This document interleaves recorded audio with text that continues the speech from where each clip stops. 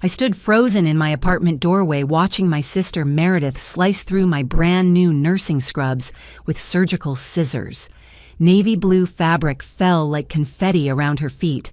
"Find a different hospital," she hissed, her face twisted with rage. Behind me, someone cleared their throat. I turned to see Mrs. Patricia Harmon, the head nurse of Riverside General, holding a welcome basket. She'd come to personally greet me before my first shift. Her eyes moved from Meredith to the destroyed scrubs, then back to me. The silence in my apartment felt suffocating as Mrs. Harmon stepped inside, her professional demeanor intact, despite the chaos she'd witnessed.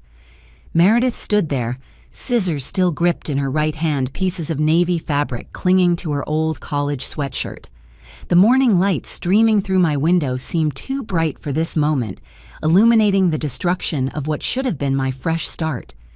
"These were hospital property," Mrs. Harmon said, calmly setting the welcome basket on my kitchen counter. Her voice carried decades of authority, the kind that came from managing emergency rooms and training countless nurses. "Would someone like to explain what's happening here?" My throat felt dry as I struggled to find words. How could I explain years of family dysfunction to my new supervisor? How could I tell her that my own sister had just sabotaged my first day at the job I'd worked so hard to earn? "She doesn't deserve to work there," Meredith spat, finally lowering the scissors. "She stole everything from me, my dreams, my future, even my recommendations."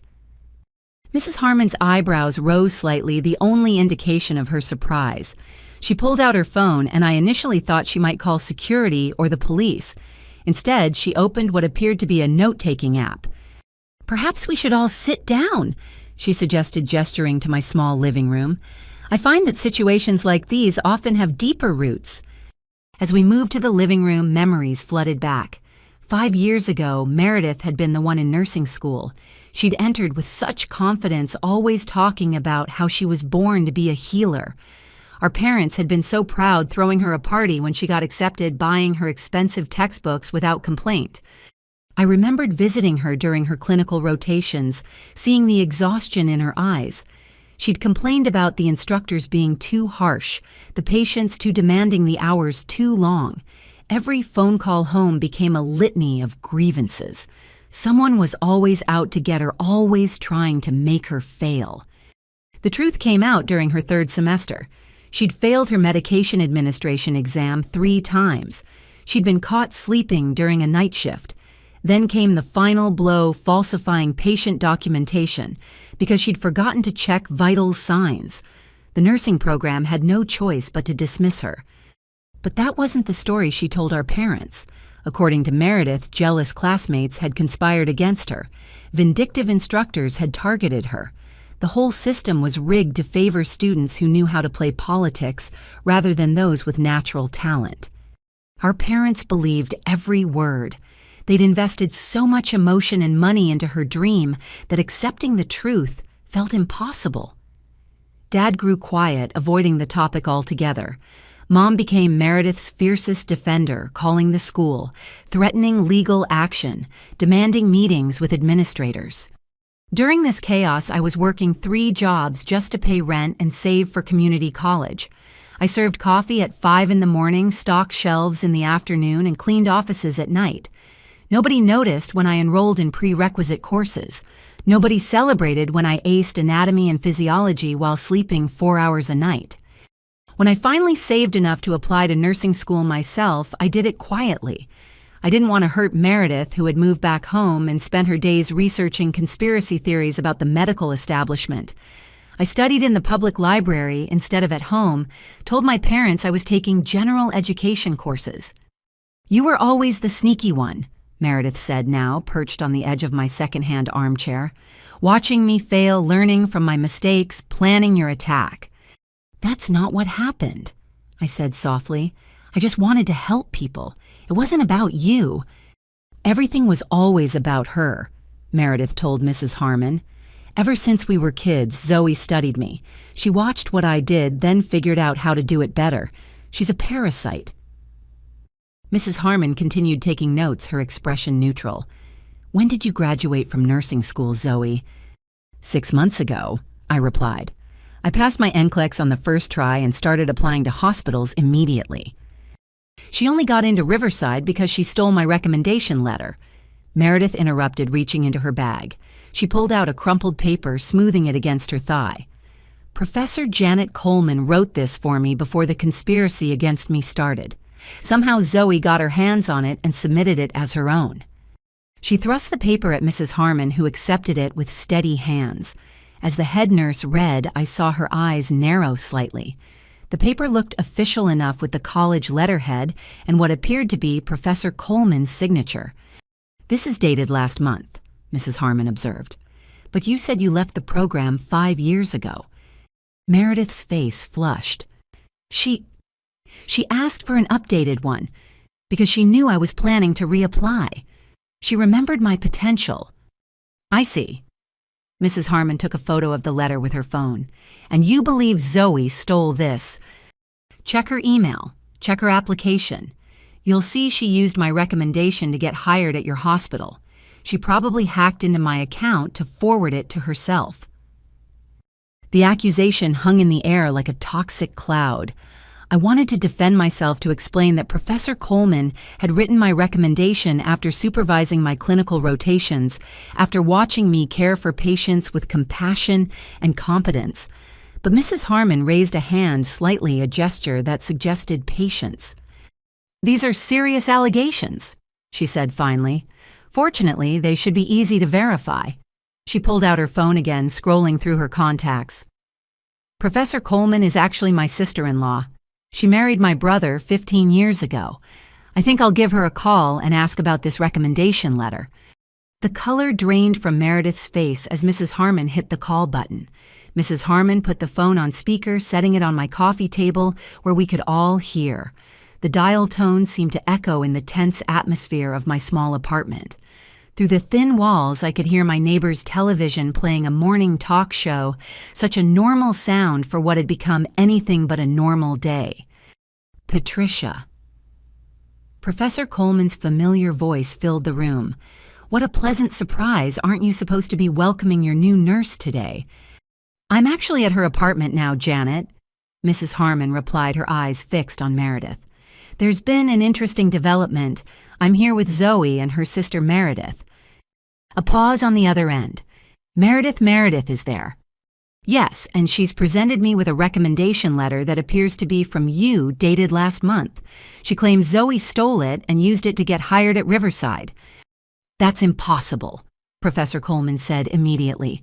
"I haven't had any contact with Meredith since she was dismissed from the program 5 years ago. I certainly haven't written any recommendation letters for her." Meredith jumped up from the chair, her hands clenched into fists. "She's lying. You all planned this together. I know how these families work, protecting each other, shutting out anyone who threatens your little medical dynasty." "Meredith, please sit down," Mrs. Harmon said, her voice carrying the same calm authority she probably used with agitated patients. "Janet, are you able to come here?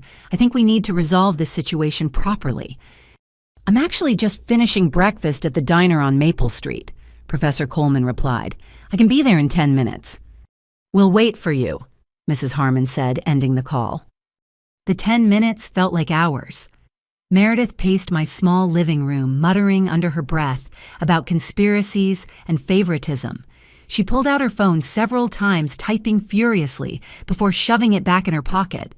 I recognized the behavior from years of watching her spiral when things didn't go her way. "You know what she's doing, don't you?" Meredith suddenly whirled on me. "She's calling her sister-in-law to get their stories straight. They're probably texting right now, making sure their lies match up." "Mrs. Harmon's phone has been on the table this whole time," I pointed out quietly. "You always do that," Meredith shouted. "Always pointing out little details, making me look crazy. That's how you operate, isn't it, death by 1,000 tiny cuts?" A knock on the door interrupted her tirade. It wasn't Professor Coleman, though. My neighbor, Mrs. Chen, peered in with concern. "Is everything all right, Zoe?" I heard shouting. Before I could respond, Meredith laughed bitterly. "Oh, perfect. Another witness to make me look like the bad guy. Did Zoe pay you to show up right now?" Mrs. Chen's eyes widened as she took in the scene: the destroyed scrubs on the floor, the scissors abandoned on the side table, Meredith's flushed face and aggressive posture. "Should I call someone?" Mrs. Chen asked carefully. "Everything's under control," Mrs. Harmon assured her. "We're just working through a family matter." More neighbors had begun to gather in the hallway, drawn by the commotion. I recognized Mr. Rodriguez, the building superintendent, making his way through the small crowd. "Miss Zoe, is there a problem here?" He stepped inside his keys, jangling on his belt. His expression changed when he saw Meredith. "Oh, you're back." "You know my sister?" I asked, surprised. Mr. Rodriguez nodded slowly. "She's been here several times over the past few months, usually when you're at work. She told me she was a nurse asked about accessing the medical supply closet we keep for emergencies."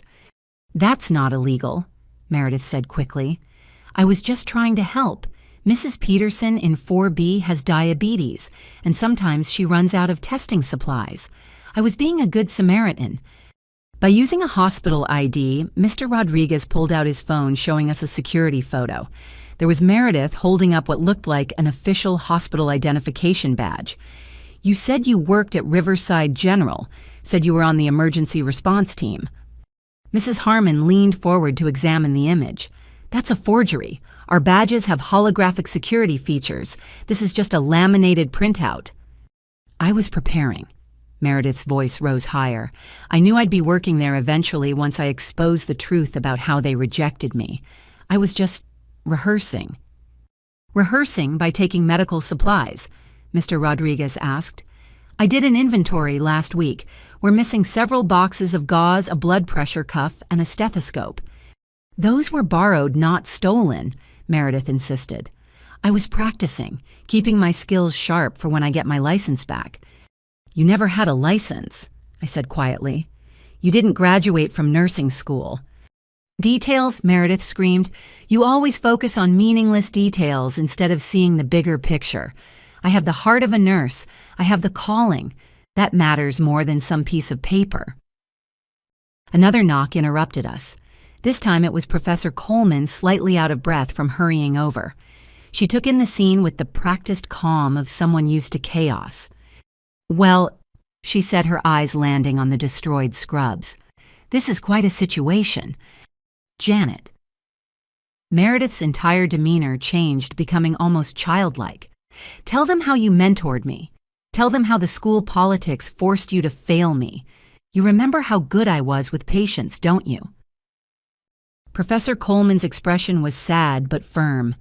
"Meredith, you were dismissed for falsifying patient records. You documented medications you never gave and vital signs you never took. That's not politics. That's endangering lives." "One mistake," Meredith protested. "One tiny error in judgment, and they destroyed my entire future." "It wasn't one mistake," Professor Coleman said gently. "There were multiple incidents. Failed exams that you claimed were unfairly graded, missing clinical hours you said you'd completed, and then the medication theft." The room went silent.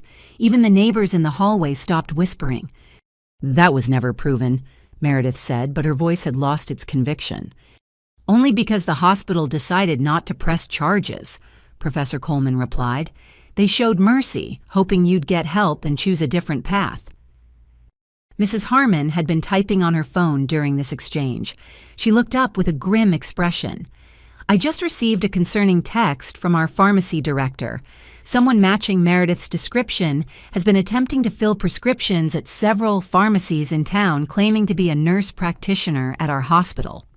"Those were legitimate prescriptions," Meredith said quickly, for my patients, my private patients." "What patients?" I asked. "You're not licensed to see patients." "The people who believe in me," she shouted. "The ones who know the medical establishment is corrupt. They come to me for real healing, not the poison you people push." Professor Coleman and Mrs. Harmon exchanged worried glances. This was worse than any of us had imagined. My sister wasn't just lying about her credentials. She was potentially practicing medicine without a license. "Meredith," Professor Coleman said carefully, Have you been prescribing medications to people?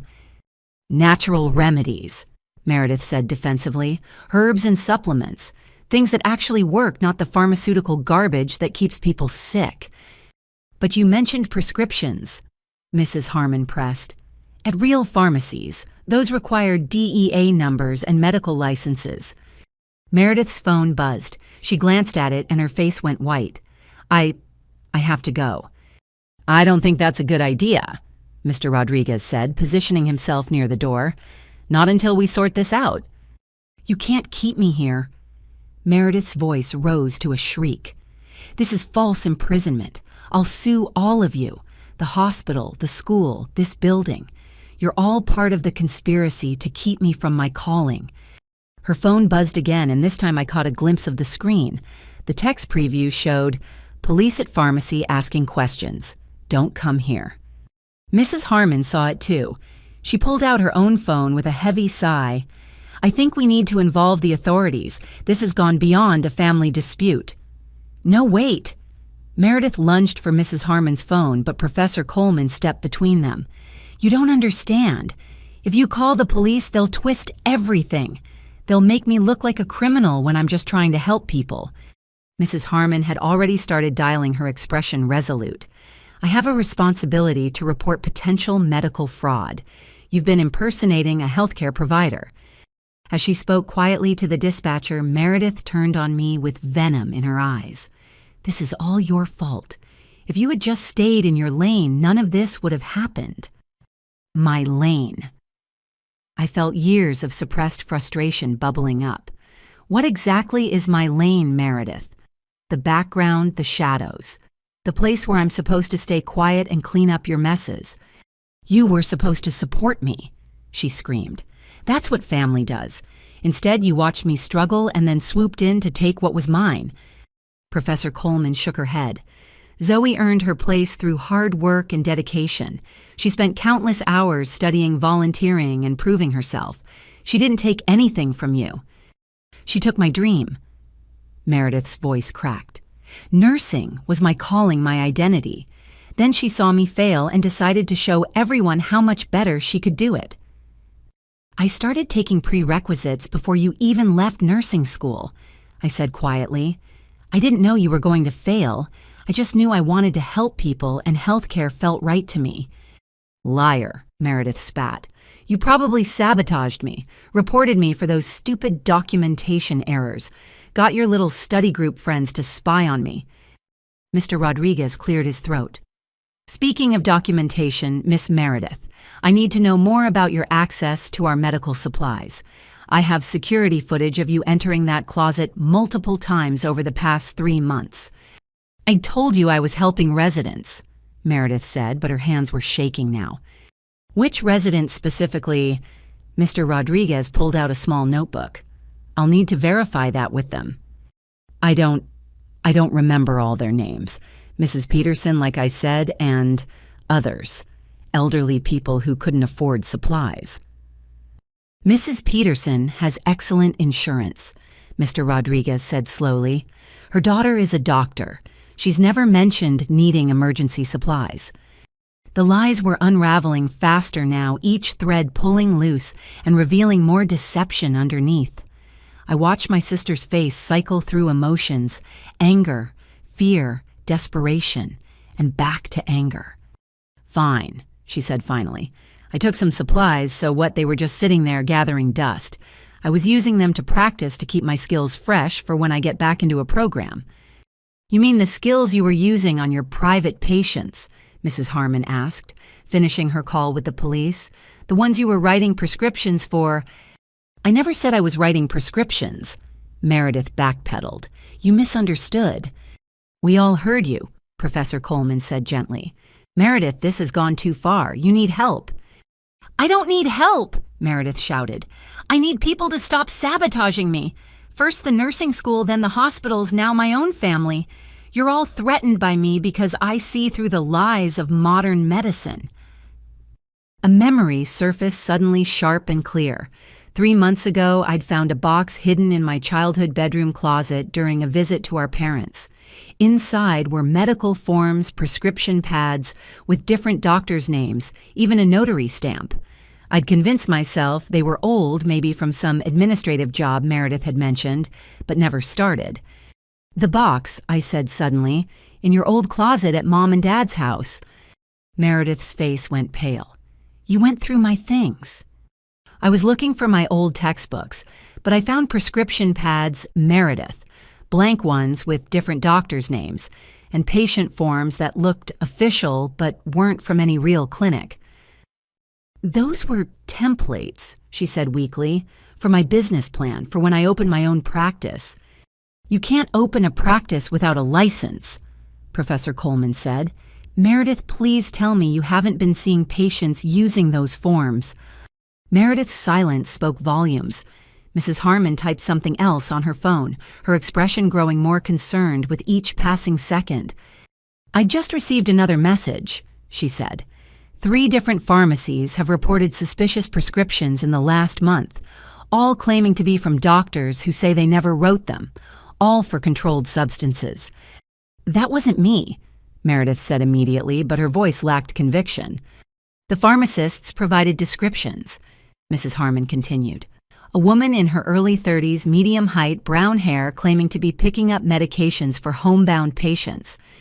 "That could be anyone," Meredith protested.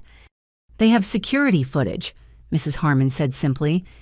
The room felt smaller suddenly, the walls closing in as the magnitude of Meredith's deceptions became clear. This wasn't just about jealousy or family dysfunction anymore. This was about potential federal crimes, about putting vulnerable people at risk. "I need some air," Meredith said suddenly, moving toward the door. Mr. Rodriguez didn't budge. "I think it's best if we all wait here for the authorities, miss." "You can't hold me prisoner." Meredith's voice was shrill, now desperate. "I know my rights. This is kidnapping." "No one's holding you prisoner," Mrs. Harmon said calmly. "We're simply asking you to wait while we sort out these serious allegations. If you're innocent, as you claim, then you should want to clear your name." "Clear my name," Meredith laughed bitterly. "With all of you conspiring against me, you've probably already decided I'm guilty. Just like the nursing school did. Just like everyone always does." "The nursing school gave you multiple chances," Professor Coleman said sadly. "I personally advocated for you after your first failed exam. I arranged extra tutoring, extended deadlines, offered every support we could." "You patronized me," Meredith shot back. "Treated me like I was stupid instead of recognizing that I learned differently, that I have gifts that can't be measured by your rigid tests." "Medical knowledge isn't rigid," I said, finding my voice again. "It's precise because people's lives depend on it. When you give someone the wrong medication or the wrong dose, they can die. That's not about different learning styles. That's about safety." "Says the perfect student," Meredith sneered. "The one who never made mistakes, who memorized everything and regurgitated it on command like a good little robot." "I made plenty of mistakes," I said. "But I learned from them. I asked for help when I didn't understand something. I didn't blame others or make excuses." "Because you didn't have to," Meredith exploded. "Everything came easy to you. You didn't have instructors who hated you, classmates who sabotaged you, a whole system working against you." "Those things didn't happen to you either," Professor Coleman said firmly. "I was there, Meredith. I saw your struggles. They weren't because people were against you. They were because you refused to accept responsibility for your actions." The sound of sirens in the distance made everyone tense. Meredith's eyes darted around the room like a trapped animal looking for escape. "This is insane," she muttered. "Calling the police because I cut up some stupid scrubs, because I borrowed some bandages." "You know, it's more than that," Mrs. Harmon said.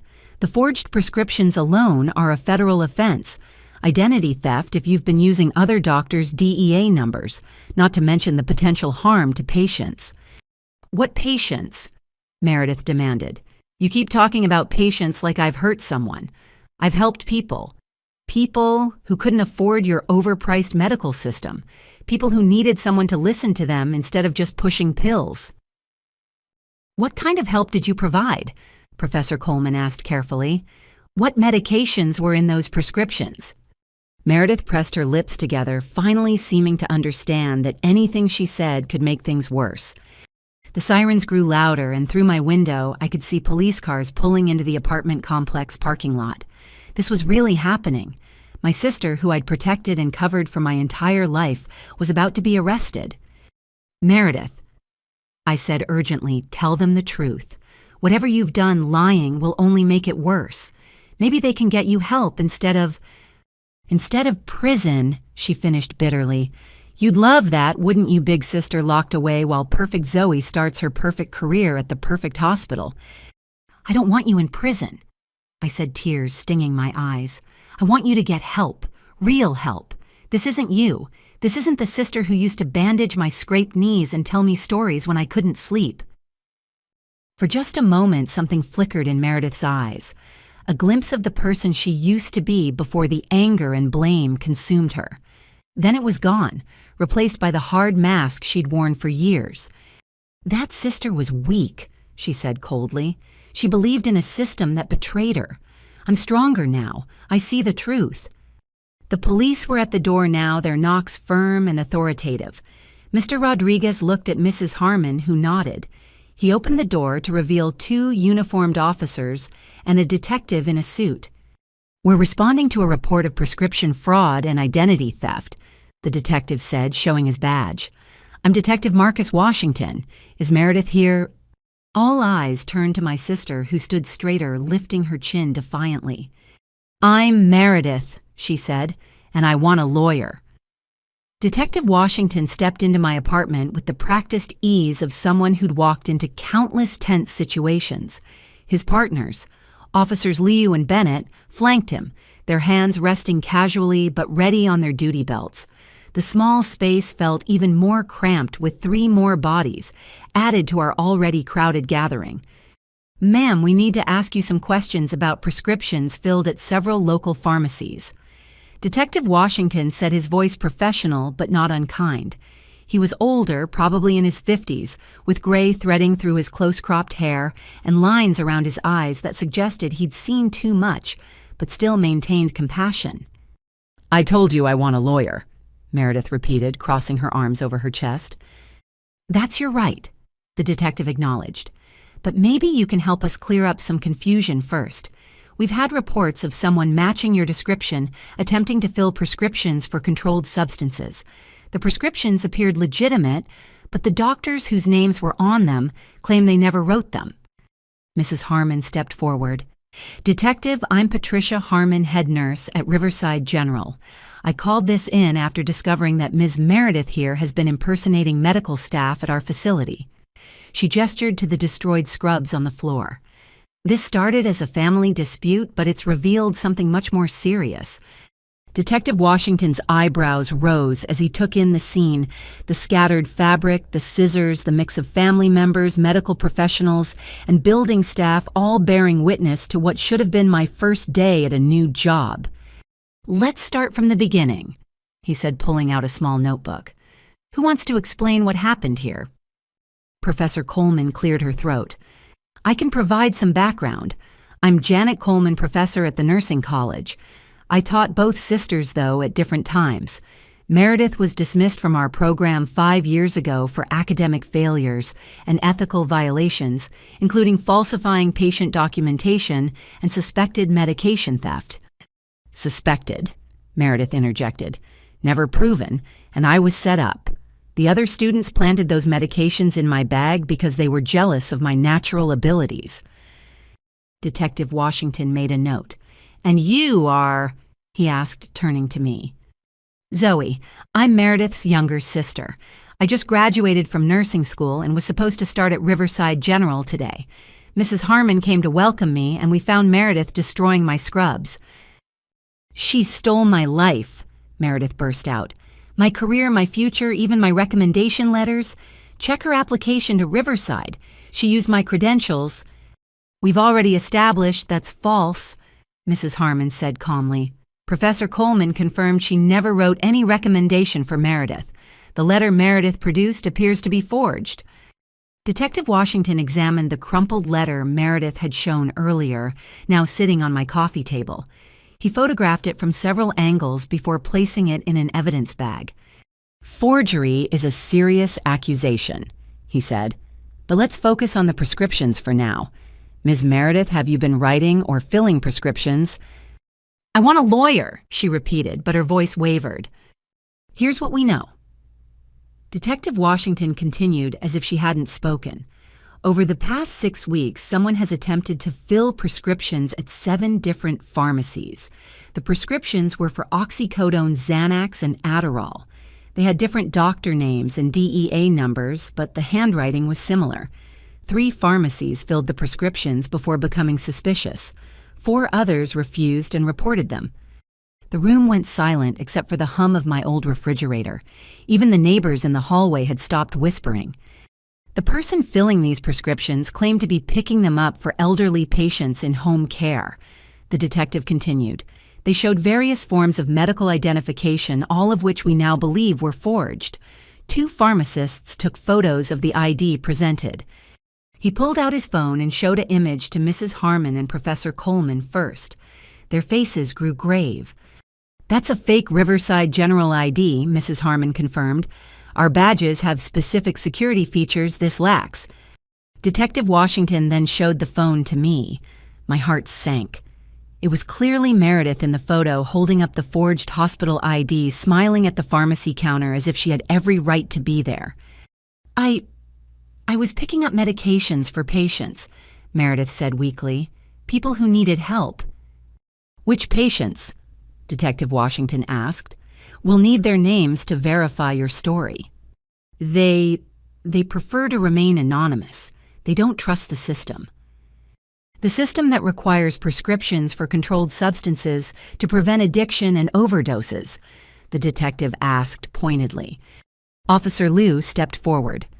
"Ma'am, we also have reports from 2 individuals who claim they paid you for medical consultations. They said you diagnosed them and provided prescriptions." "Consultations aren't illegal," Meredith said desperately. "I was just giving advice, like a wellness coach." "Wellness coaches don't write prescriptions," Professor Coleman said sadly. "Oh, Meredith, what have you done?" "What I had to do," Meredith suddenly screamed. "None of you understand. The medical system failed me, threw me away like garbage. But people still needed help. Real help, not the assembly line treatment you provide. I was filling a need." "You were committing fraud," Detective Washington said bluntly, "and potentially endangering lives. Do you have any medical training in drug interactions, proper dosing, contraindications?" "I studied all of that," Meredith insisted. "Just because I didn't get a piece of paper doesn't mean I don't know the information." "The pharmacology exam you failed 3 times suggests otherwise," Professor Coleman said quietly. "That's exactly what I'm talking about," Meredith pointed at her former professor. "One test, one arbitrary measurement, and suddenly I'm unqualified. I have instincts. I can read people, understand what they really need." "Instincts don't replace medical knowledge," I said, unable to stay silent. "What if you gave someone a medication they were allergic to?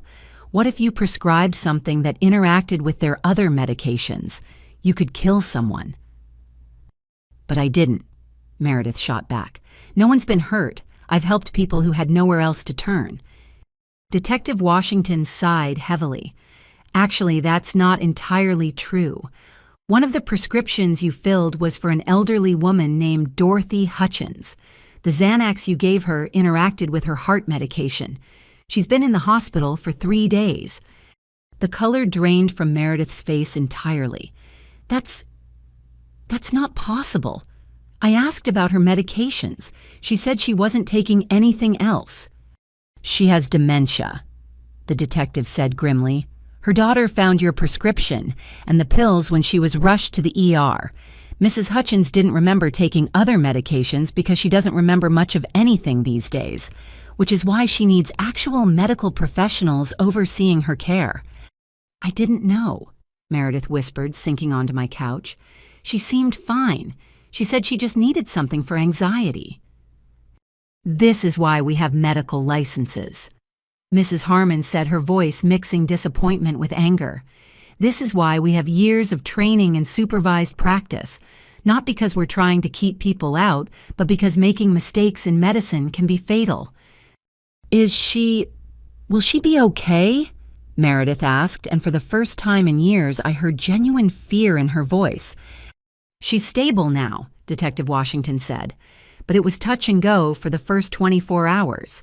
Her family is considering pressing charges for assault and elder abuse in addition to the fraud charges." "Elder abuse," Meredith's voice cracked. "I was trying to help her." "Your intentions don't matter when the result is harm," the detective said firmly, "and this is just one case we know about. How many other people have you been treating? How many other interactions might we not know about yet?" Mr. Rodriguez cleared his throat. "There's more. She's been telling residents here that she's a nurse. At least 3 elderly tenants have mentioned getting medical advice from her. Mrs. Thompson in 2C said Meredith gave her some pills for her arthritis." "Oh my God," I breathed. "Mrs. Thompson has kidney problems. She can't take most anti-inflammatories." Detective Washington immediately radioed for another unit to check on Mrs. Thompson. The reality of what Meredith had done was sinking in for everyone in the room. This wasn't just fraud or family drama. This was a public health crisis. "How did you get the prescription pads?" the detective asked. "Who gave you access to DEA numbers?" "I found them," Meredith said unconvincingly. "Where?" "Different places. Sometimes in trash cans outside medical offices. Sometimes people sold them to me online." "You bought fraudulent prescription pads on the dark web." Officer Bennett spoke up for the first time, incredulous. "It's not the dark web," Meredith protested. "Just forums for people who understand alternative medicine. People who've been failed by the system like me. People who profit from others' desperation, you mean?" Professor Coleman said sadly. "Meredith, you've been scammed. Those forums are run by criminals who prey on people like you, people who think they know better than trained professionals." "You don't understand," Meredith said, but the fight was going out of her. "When you took everything from me, when you destroyed my dreams, I had to find another way. People needed help, and I could provide it." "You provided false hope and real danger," Mrs. Harmon said. "Every prescription you wrote, every diagnosis you made without proper training or authority, you risked someone's life. That's not helping. That's playing Russian roulette with other people's health." Detective Washington stood up. "Ms. Meredith, I'm placing you under arrest for prescription fraud, identity theft practicing medicine without a license and reckless endangerment. Additional charges may be filed as we investigate further." As Officer Liu moved to handcuff her, Meredith looked at me with tears streaming down her face. "This is your fault," she whispered. "If you had just supported me, if you had helped me get back into school instead of taking my place, none of this would have happened." "No," I said firmly, finally finding my strength.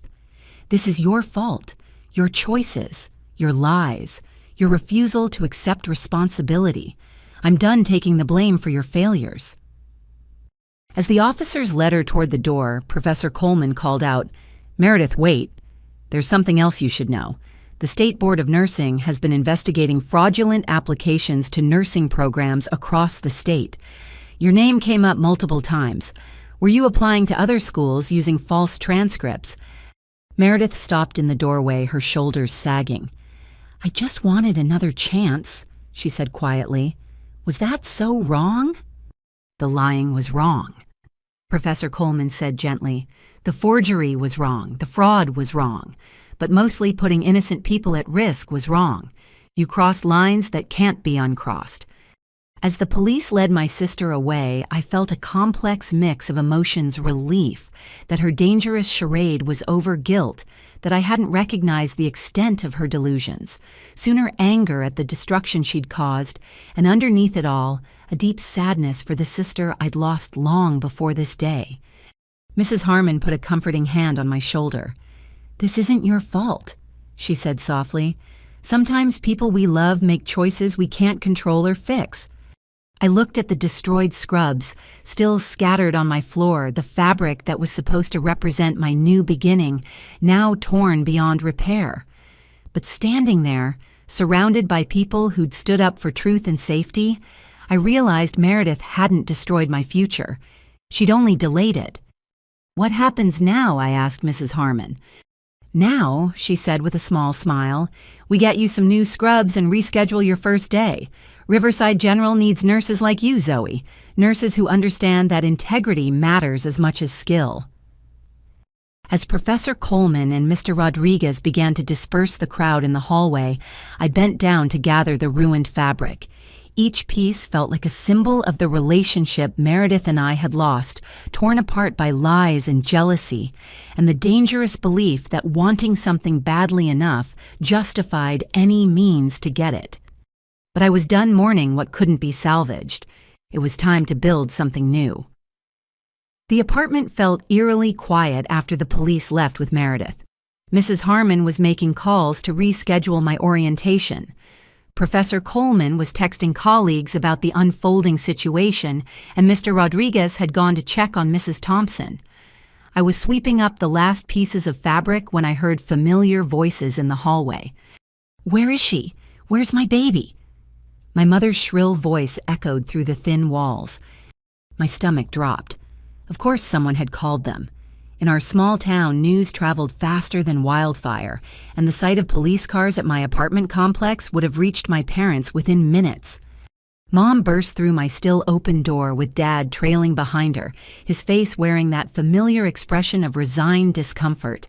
She took in the scene, the remnants of blue fabric in my dustpan, the scissors still on the side table, the evidence bags Detective Washington had left for additional documentation.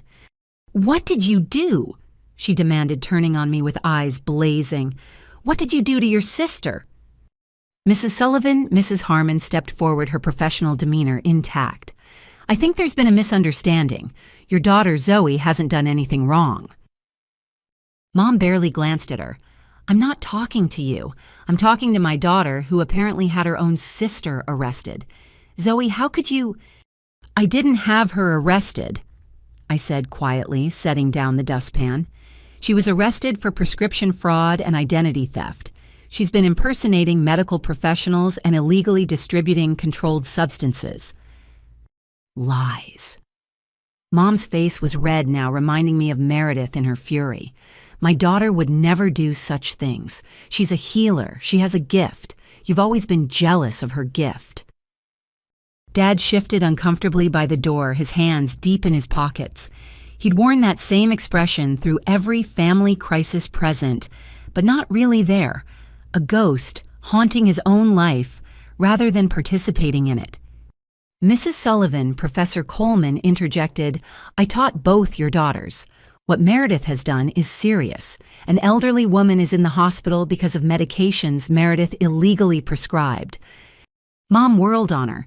You're the one who destroyed her dreams. She told me all about how you played favorites, how you sabotaged her education because she threatened your little academic club." "That's not true," Professor Coleman said patiently. "Meredith was given multiple opportunities to succeed. She chose to falsify documentation and steal medications instead. She made one mistake." Mom's voice rose higher. "One tiny error in a moment of stress, and you destroyed her entire future. Do you know what that did to her? Do you know how she suffered?" "It wasn't one mistake," I said, finding my voice. "And you know it wasn't. You've been covering for her for years." Mom's eyes snapped to me, dangerous and cold. "What did you say?"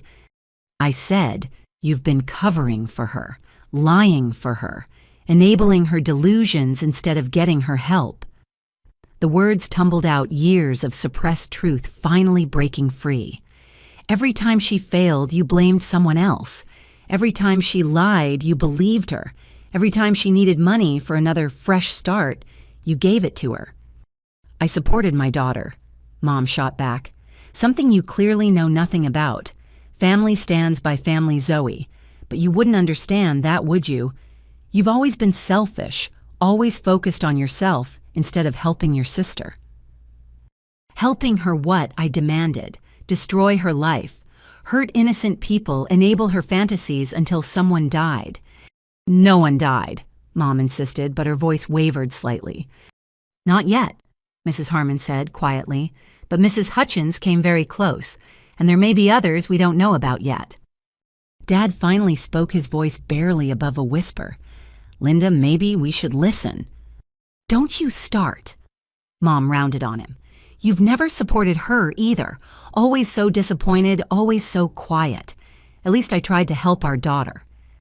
You helped her lie, I said. You helped her pretend. You gave her money that she used to buy fake prescription pads and forged IDs. Did you know about that, Mom? Did you know she was using the money you gave her to commit crimes? She was investing in her future. Mom's defense sounded hollow even to her ears. She told me she was taking online courses preparing to reapply to nursing school. With what transcripts? Professor Coleman asked gently. She was expelled. That goes on permanent records. No legitimate nursing school would accept her without extensive remediation and proof of addressing the issues that led to her dismissal. Then the system is broken, Mom declared.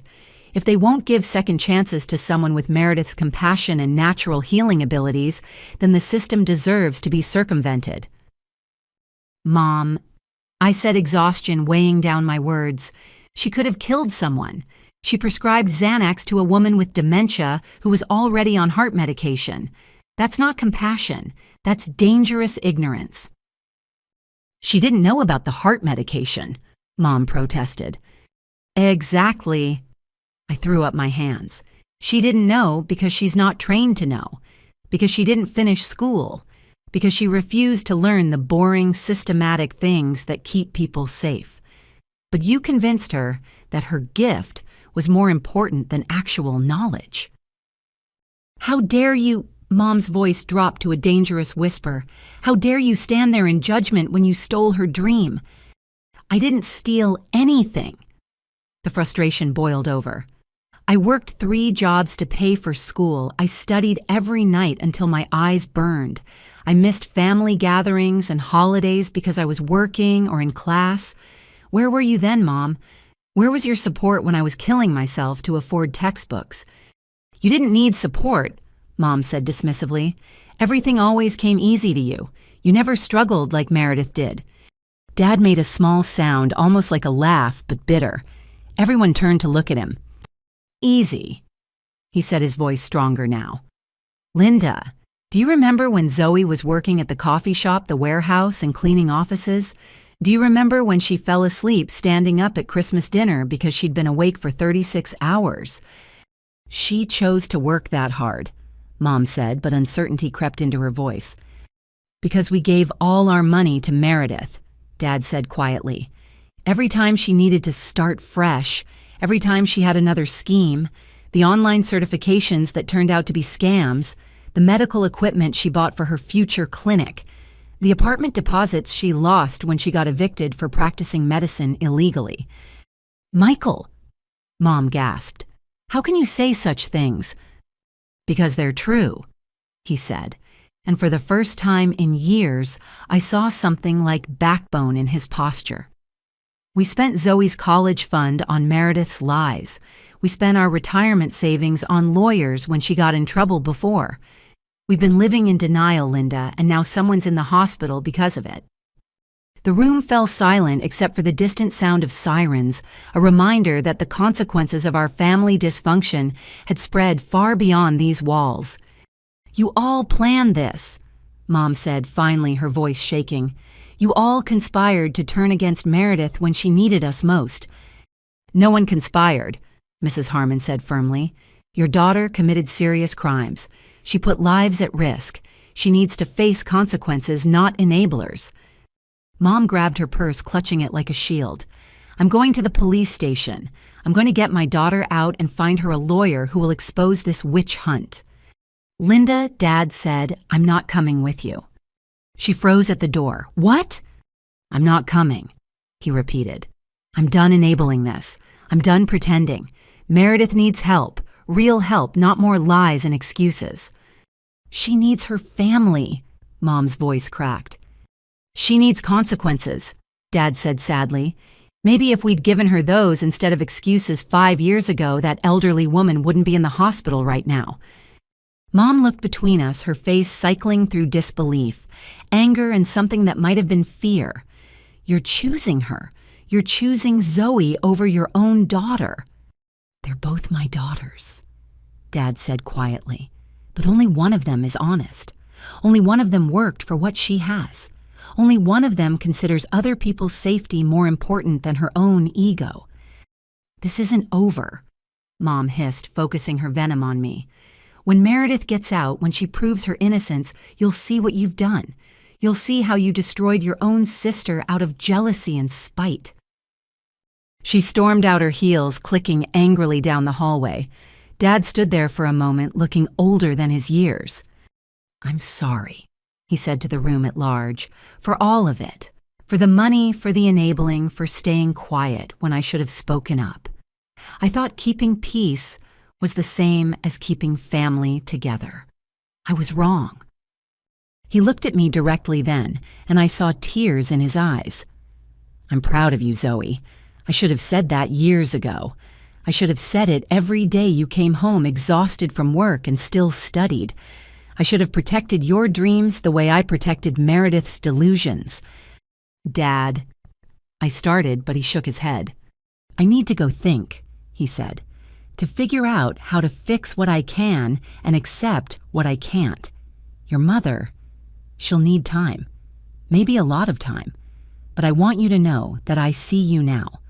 I see what you've accomplished, despite us, not because of us. After he left, the apartment felt hollow. Mrs. Harmon and Professor Coleman exchanged meaningful looks.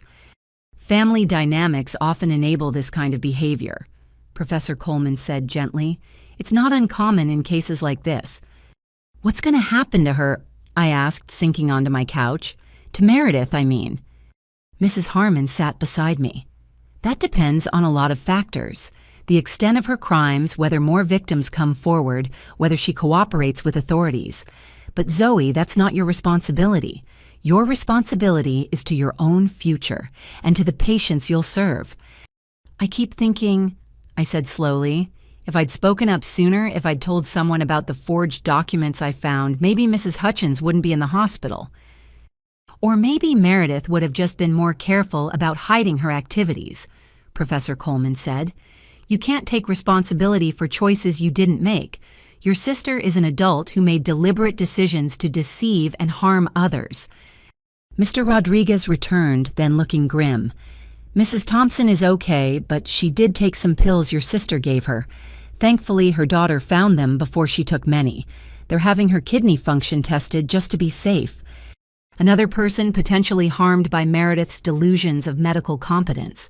Another family dealing with the fallout of her crimes. The detective wants to interview other residents, Mr. Rodriguez continued, to find out if anyone else received medical advice or medications from her. This is bigger than we thought. I thought about all the times Meredith had visited supposedly to see me, but always happening to run into elderly neighbors in the hallway. Her charm and false credentials would have made them trust her, believe her lies about being a nurse who could help them navigate the confusing healthcare system. She targeted vulnerable people. I said, the realization hitting hard. People who were desperate, confused, or couldn't afford proper care. She knew exactly what she was doing. That's what predators do, Mrs. Harmon said bluntly. They find people who are vulnerable and exploit their trust.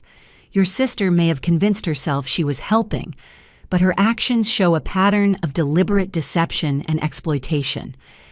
My phone buzzed with a text from an unknown number. When I opened it, my heart sank. It was from one of Meredith's friends, someone I'd met once at a family gathering. How could you do this to your own sister? She was just trying to help people. You're a monster. Block the number. Professor Coleman advised seeing my face. There will probably be more like that.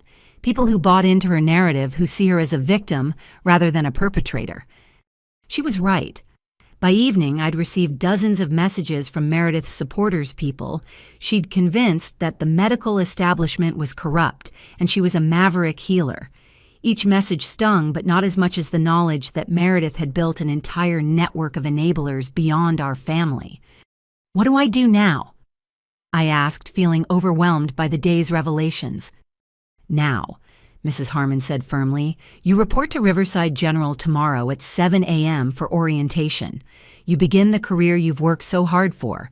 You honor the trust patients will place in you by being the ethical, competent nurse you've trained to be." "But what about all this?" I gestured vaguely at my phone, the destroyed scrubs, the general chaos of my life. "This will pass," she assured me.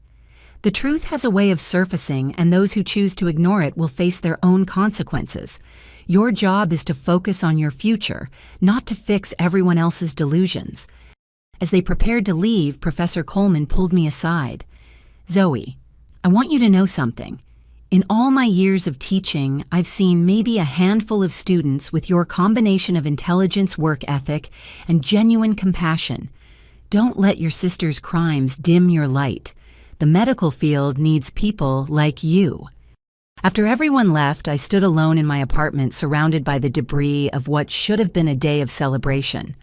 Tomorrow, I would start my nursing career without family support, carrying the weight of my sister's crimes and my mother's rejection. But I would start it with integrity intact, knowing that I'd earned my place through honest work and genuine dedication. That had to count for something. I picked up the last piece of torn scrub from the floor, holding it up to the fading light. Tomorrow, I'd wear new scrubs, ones that no amount of jealousy or rage could destroy. Tomorrow, I'd begin proving that healing required more than good intentions and family connections. It required truth, and for the first time in my life, I was free to live it.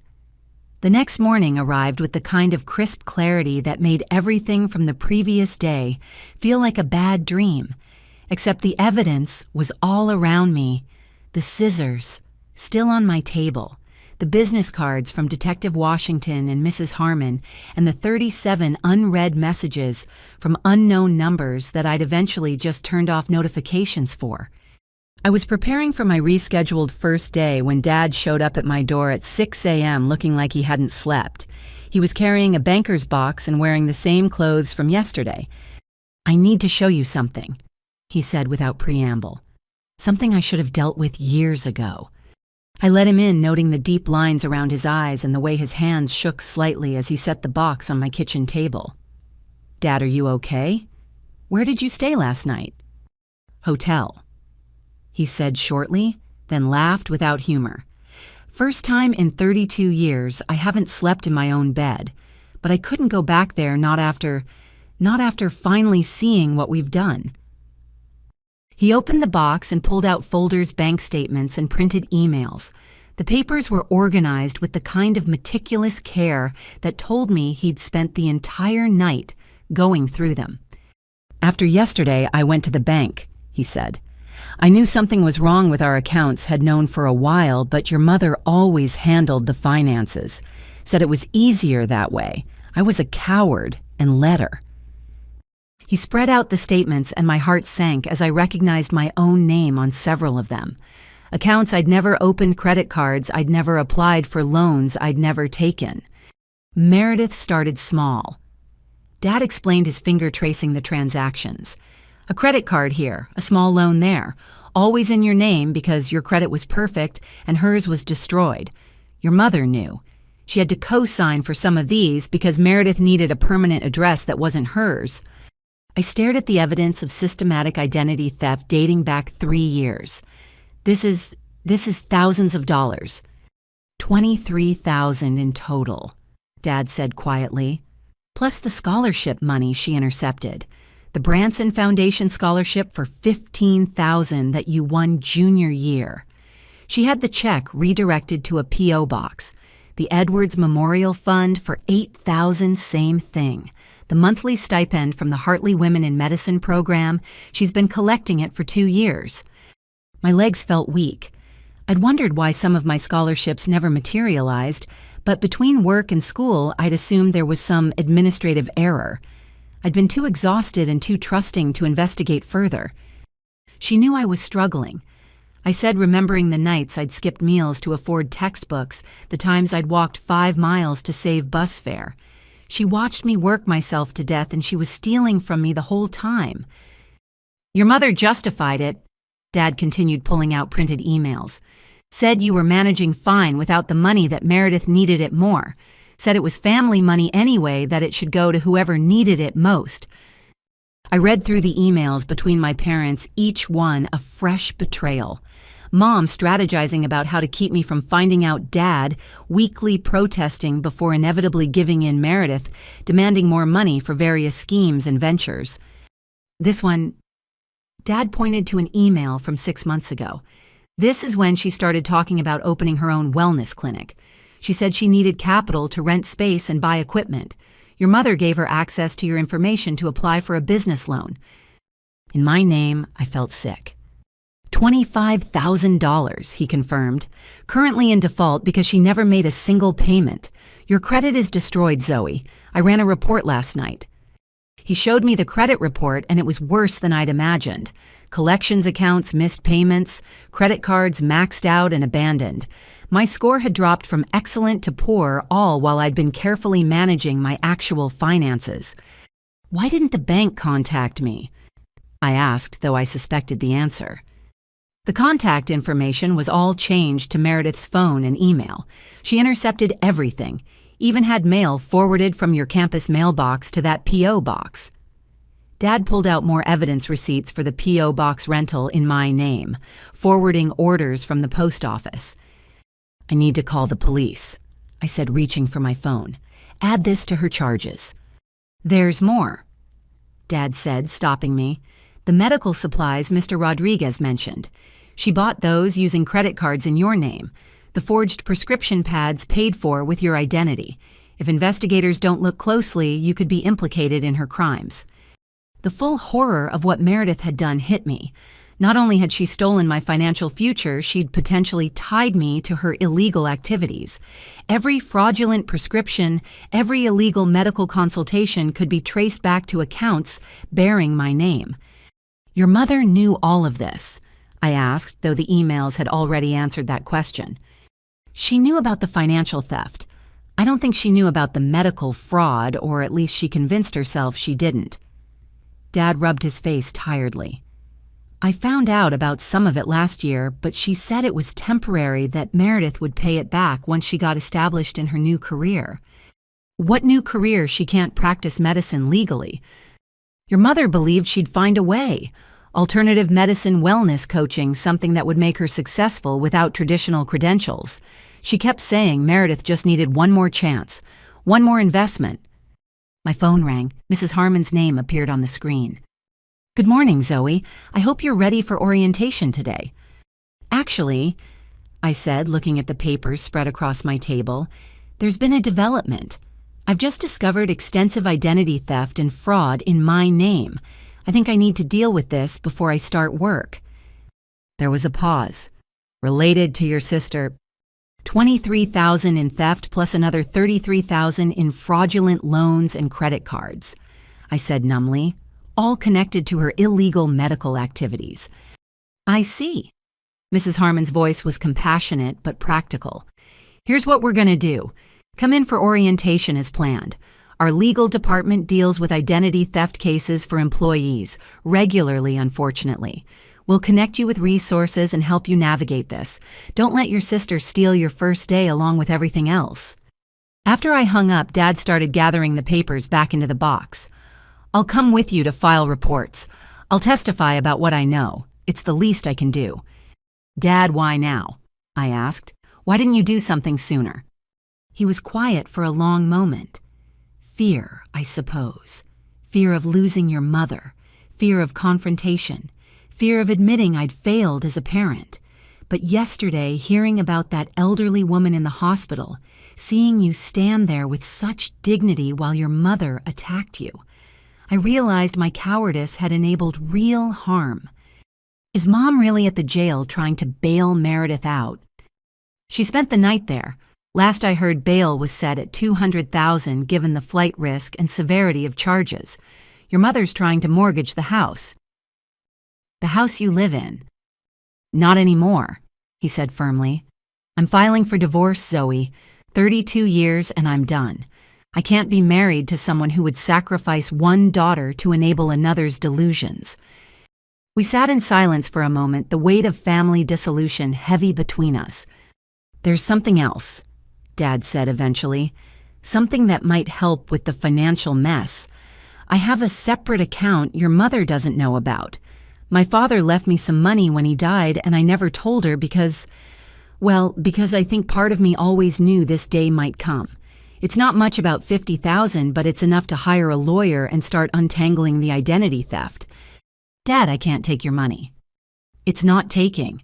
It's returning what was stolen, at least partially. Please, Zoe, let me do one right thing in this mess. I nodded, unable to speak past the lump in my throat. We gathered everything and headed to my car. As we drove toward the hospital, I thought about the twisted path that had led us here. Every enabling moment, every excuse, every blind eye had built toward this reckoning. She called me last night, Dad said suddenly. Meredith, from jail. I gripped the steering wheel tighter. What did she say? That you destroyed her life. That you'd always been jealous of her gifts. That if I loved her, I'd make this go away. He laughed bitterly. Even facing federal charges, she can't admit fault. It's everyone else's conspiracy, everyone else's jealousy, never her own choices. Do you think she really believes it? Dad considered. I think she's told the lie so long it's become her truth. And your mother reinforced it every step of the way. They created a shared delusion where Meredith was always the victim, always the misunderstood genius held back by lesser people. We arrived at Riverside General, the morning sun making the glass doors shine like a promise. Inside, Mrs. Harmon waited with a woman in a sharp suit who introduced herself as the hospital's legal counsel. We've seen situations like this before, the lawyer said after reviewing the documents. Healthcare workers are often targets for identity theft, sometimes by family members who know their schedules and have access to personal information. We'll help you file charges and recover what we can. As we worked through the paperwork, my phone buzzed with a message from an unknown number. Against my better judgment, I looked. It was a photo of Mom at the jail looking haggard and desperate with the caption, "Look what you've done to our family." I showed it to Mrs. Harmon, who shook her head. Block the number. Focus on your future, not their manipulation.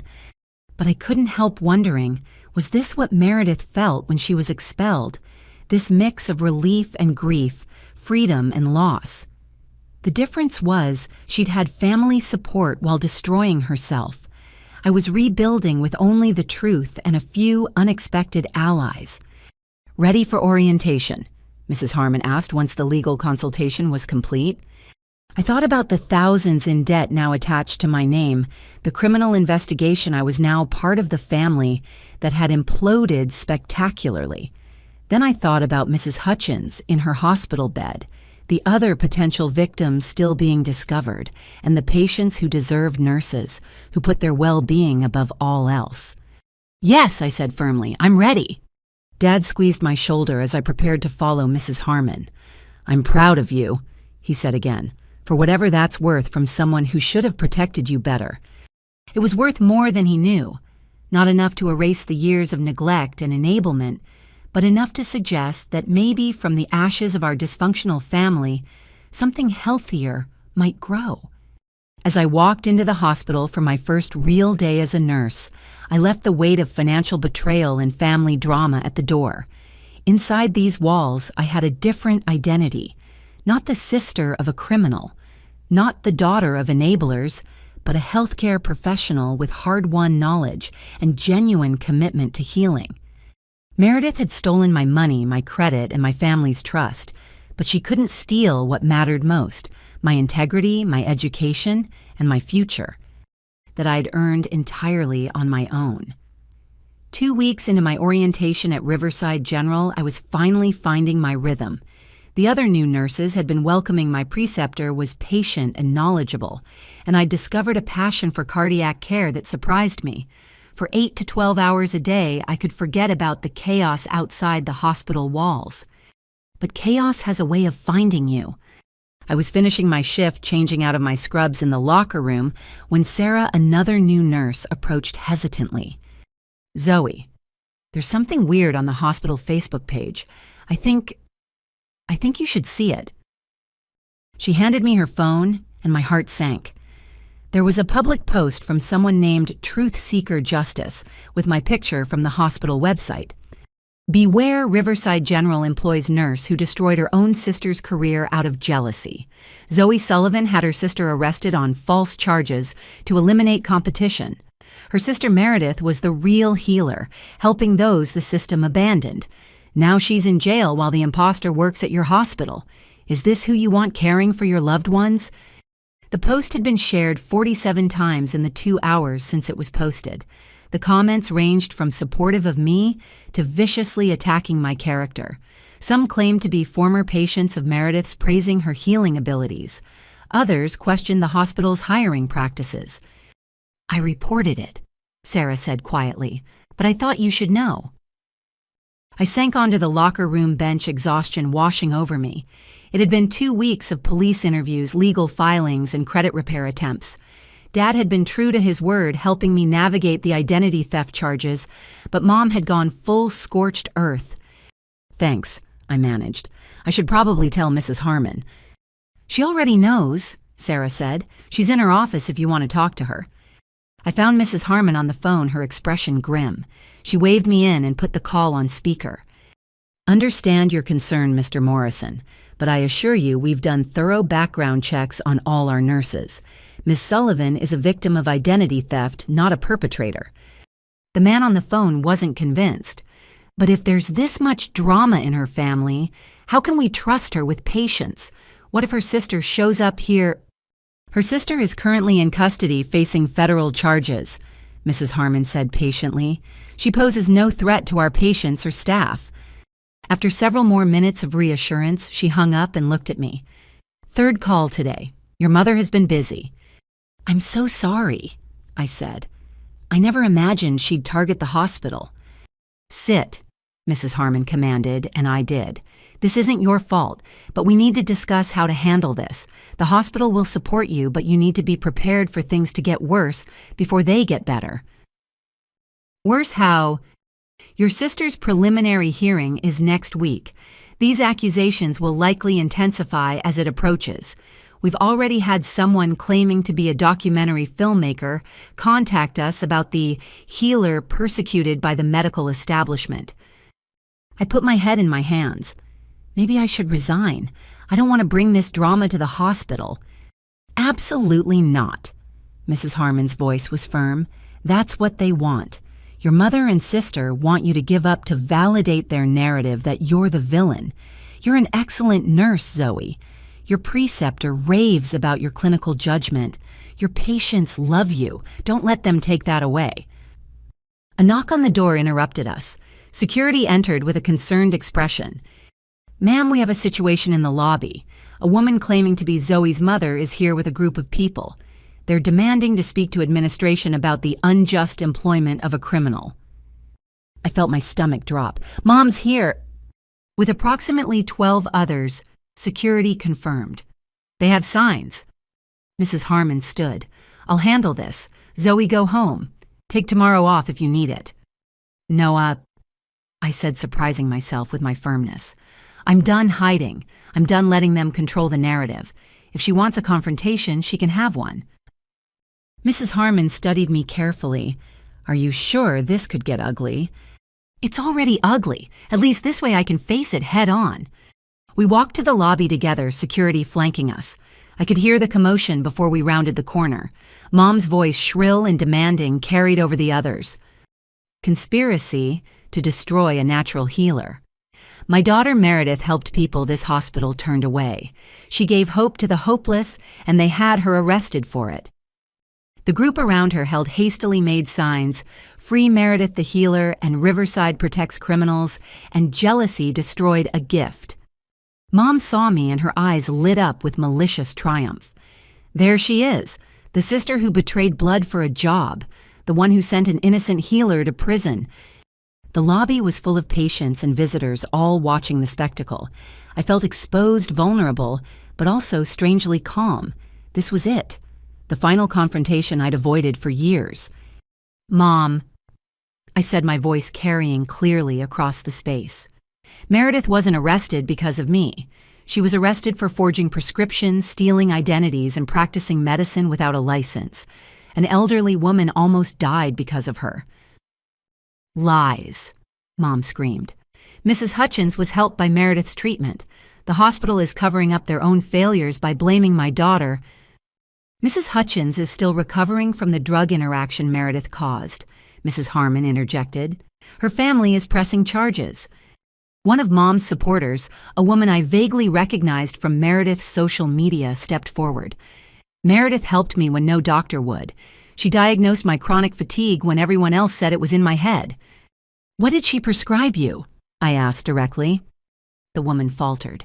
"Natural supplements, vitamins." "And Adderall," I pressed. "Did she give you Adderall without proper evaluation for ADHD, without monitoring for side effects?" The woman's face flushed. "It helped me function until it didn't," another voice said from the crowd. Everyone turned to see Mrs. Rodriguez, my neighbor, being wheeled in by her daughter. I was one of Meredith's patients, too. She gave me pills for my arthritis, told me they were natural anti-inflammatories. Turned out to be prescription NSAIDs that damaged my kidneys. I've been on dialysis for a month. The lobby went silent. Mom's supporters exchanged uncertain glances. That's not true," Mom said, but her voice wavered. "Meredith would never—" "I have the pills she gave me," Mrs. Rodriguez's daughter said, holding up an evidence bag. "The police tested them. Prescription-strength medication that should never have been given to someone with Mom's kidney problems. Medicine that any real nurse would have known was dangerous for her." "You're lying," Mom insisted. "You're all part of the conspiracy." "What conspiracy?" I asked, stepping forward. "The conspiracy where Meredith stole $23,000 from me, where she took out loans in my name, where she used my identity to buy the supplies she used to hurt people. That conspiracy—" "Family money belongs to family," Mom shouted. "You had scholarships and jobs. Meredith had nothing because she threw it away." I finally raised my voice. "She had the same opportunities I did, more even. You paid for her school while I worked 3 jobs. You covered her rent while I slept in my car between shifts. You made excuses while I made sacrifices. And now you want to blame me for succeeding where she failed. You were always jealous," Mom hissed. "Always watching her, copying her, waiting for your chance to steal her spotlight." "I was surviving," I said. "While you poured every resource into Meredith's fantasies, I was trying to build something real. And when she failed, instead of helping her face reality, you helped her construct an alternate one where everyone else was to blame." Another voice joined the fray. Detective Washington had arrived looking official and stern. "Mrs. Sullivan," he addressed my mother, "I'm going to have to ask you and your group to leave. This is private property and you're disturbing a medical facility." "We have a right to protest," one of the supporters yelled. "You have a right to peaceful assembly in public spaces," the detective corrected. "This is a hospital. You're disrupting patient care and potentially endangering people who need medical attention. Leave now or I'll arrest you for trespassing." "You should be arresting her," Mom pointed at me. "She's the real criminal. Check her apartment, check her computer. You'll find evidence that she framed Meredith." "We've checked," Detective Washington said calmly, "extensively. What we found was evidence of Ms. Zoe Sullivan being a victim of identity theft and fraud perpetrated by your other daughter. We also found evidence of Ms. Linda Sullivan potentially aiding and abetting that fraud." Mom went pale. "What? You co-signed loans in Zoe's name. You helped redirect mail. You had knowledge of the identity theft and failed to report it. That makes you an accessory." "I was helping my daughter." "You were helping her commit crimes," the detective said flatly. "I suggest you leave now and find yourself a lawyer." The fight went out of Mom suddenly. Her supporters began to drift away, unsure what to believe anymore. Only the true believers remained muttering about conspiracies and injustice. "This isn't over," Mom said to me, her voice low and venomous. "When Meredith gets out, when she proves her innocence, you'll regret this. You'll see what you've destroyed." "I see it clearly," I replied. "I see a woman who could have been a legitimate healer if she'd accepted help and accountability. Instead, she became a danger to the very people she claimed to serve, and you enabled every step of her descent." Security escorted them out while Detective Washington remained behind. "That was brave," he said to me. "Also probably ill-advised. They're escalating because the evidence against your sister is overwhelming. The pharmacy surveillance footage alone will likely result in conviction." "How many victims?" I asked, though I wasn't sure I wanted to know. "We've identified 17 so far. Most were elderly or economically disadvantaged. She specifically targeted people who were less likely to question her or report problems." He paused. "One man had a seizure from incorrectly dosed medication. He's lucky to be alive." 17 people. 17 people who trusted my sister because she presented herself as a medical professional. 17 people whose lives were endangered by her arrogance and my family's enabling. "Your mother might face charges too," Detective Washington continued. "The financial crimes are clear-cut. She knowingly participated in identity theft." "I know," I said quietly. "I've accepted that my family is gone." After he left, Mrs. Harmon walked me back to the locker room. The other staff members I passed offered supportive nods or touches. Word had already spread about the confrontation. "Take the rest of the day," Mrs. Harmon said. "Process this. Tomorrow you come back and focus on what matters, your patients and your career." I gathered my things in a daze. 2 months ago, I'd been a new graduate excited to start my career. Now I was the center of a criminal investigation, estranged from my mother and watching my sister face potential decades in prison. But as I walked to my car, I realized something had shifted during that confrontation. For the first time in my life, I'd stopped apologizing for my success. I'd stopped making excuses for their failures. I'd stood in my truth, painful as it was. My phone buzzed. "Dad." "I heard about the hospital. Are you okay?" "I'm okay," I said and meant it. "Mom might be arrested." "I know. Detective Washington called me. I'm prepared to testify about the financial crimes if needed." "Dad, this is destroying our family." "No, sweetheart," he said gently. "Our family was destroyed years ago by lies and enabling. This is just revealing what was already broken. Sometimes things need to be completely demolished before you can build something better." He was right. The family I'd grown up in, built on dysfunction and delusion, was gone.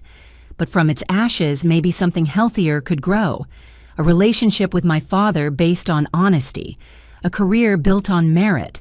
A life free from the toxic dynamics that had nearly drowned us all. As I drove home, I passed a billboard for Riverside General. "Healing with integrity," it proclaimed. I joined this profession to help people to be part of something meaningful and true. Meredith had wanted the title without the work, the authority, without the responsibility. She'd wanted to be called a healer while causing harm. I wanted something different. I wanted to earn the trust patients placed in me. I wanted to deserve the privilege of caring for people at their most vulnerable. That started with truth, no matter how painful, and today, finally, I'd told it. 3 days after the hospital confrontation, I was reviewing cardiac medications with my preceptor when security paged me to the administrative office.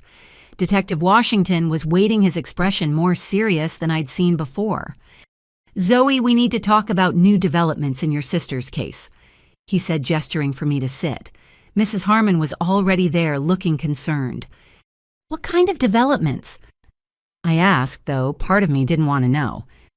"We've uncovered a larger network. Your sister wasn't working alone. She was part of a group calling themselves Alternative Healers United. People with various medical backgrounds who lost their licenses or never completed training. They've been sharing resources, including forged prescription pads and DEA numbers. He pulled out a tablet showing me screenshots from encrypted messaging apps. Meredith's username was prominent in discussions about liberating medicine from corporate control and helping those the system abandons. This group has been operating across 3 states, Detective Washington continued. Your sister was one of the most active members. She recruited others, taught them how to forge documents, and shared stolen physician information. How many people? I asked weakly. At least 30 that we've identified. But here's the serious part. Last week, one of their patients died. A 43-year-old construction worker named James Chen. He had diabetes and high blood pressure. Someone from this group gave him natural supplements that interfered with his insulin. He went into diabetic coma and never recovered. The room went cold. A man was dead. Someone's husband, father, son was gone because people like my sister thought they knew better than trained professionals. Did Meredith? Not directly, but she trained the person who did, showed them how to present themselves as legitimate, how to gain trust, what to say, to make people believe traditional medicine was failing them. He pulled up another document. We have chat logs where your sister specifically advised this person to target working-class patients who couldn't afford regular doctor visits. I felt sick. This wasn't just Meredith's delusion anymore. She'd weaponized it, spread it like a virus to other vulnerable people who then endangered innocent lives. The federal prosecutor is upgrading charges, Detective Washington explained. This is now a RICO case, racketeering. Your sister was essentially running a criminal enterprise. She could face 20 to life. 20 to life. The words echoed in my head. My sister, who once played dress-up as a nurse with me when we were children, might spend the rest of her life in prison. There's more, he said gently. We need to know if she ever tried to recruit you, if she ever suggested you help her access hospital systems or prescription pads. Never, I said immediately. She hated that I was in nursing school. She saw me as competition, not a potential ally. That may have saved you, Mrs. Harmon said quietly, if she'd implicated you in any way. Your mother, however, Detective Washington continued, and my heart sank further. We found evidence she was more involved than we initially thought. She didn't just help with the financial fraud, she actively recruited patients for Meredith, told people at her church, her book club, her gym about her daughter, the alternative healer, who could help them outside the system. How many? I whispered. At least 9 people that we've confirmed. 3 of them ended up hospitalized from complications. Your mother would vouch for Meredith's credentials, even showing fake diplomas and certifications Meredith had created. The scope of the deception was staggering. This wasn't a desperate person making bad choices. This was a calculated operation that had endangered dozens, possibly hundreds of people. Your father has been cooperating fully, Detective Washington added. He's provided financial records, emails, even recordings of conversations where your mother and sister discussed their plans. He says he started documenting things about a year ago when he realized how deep this went.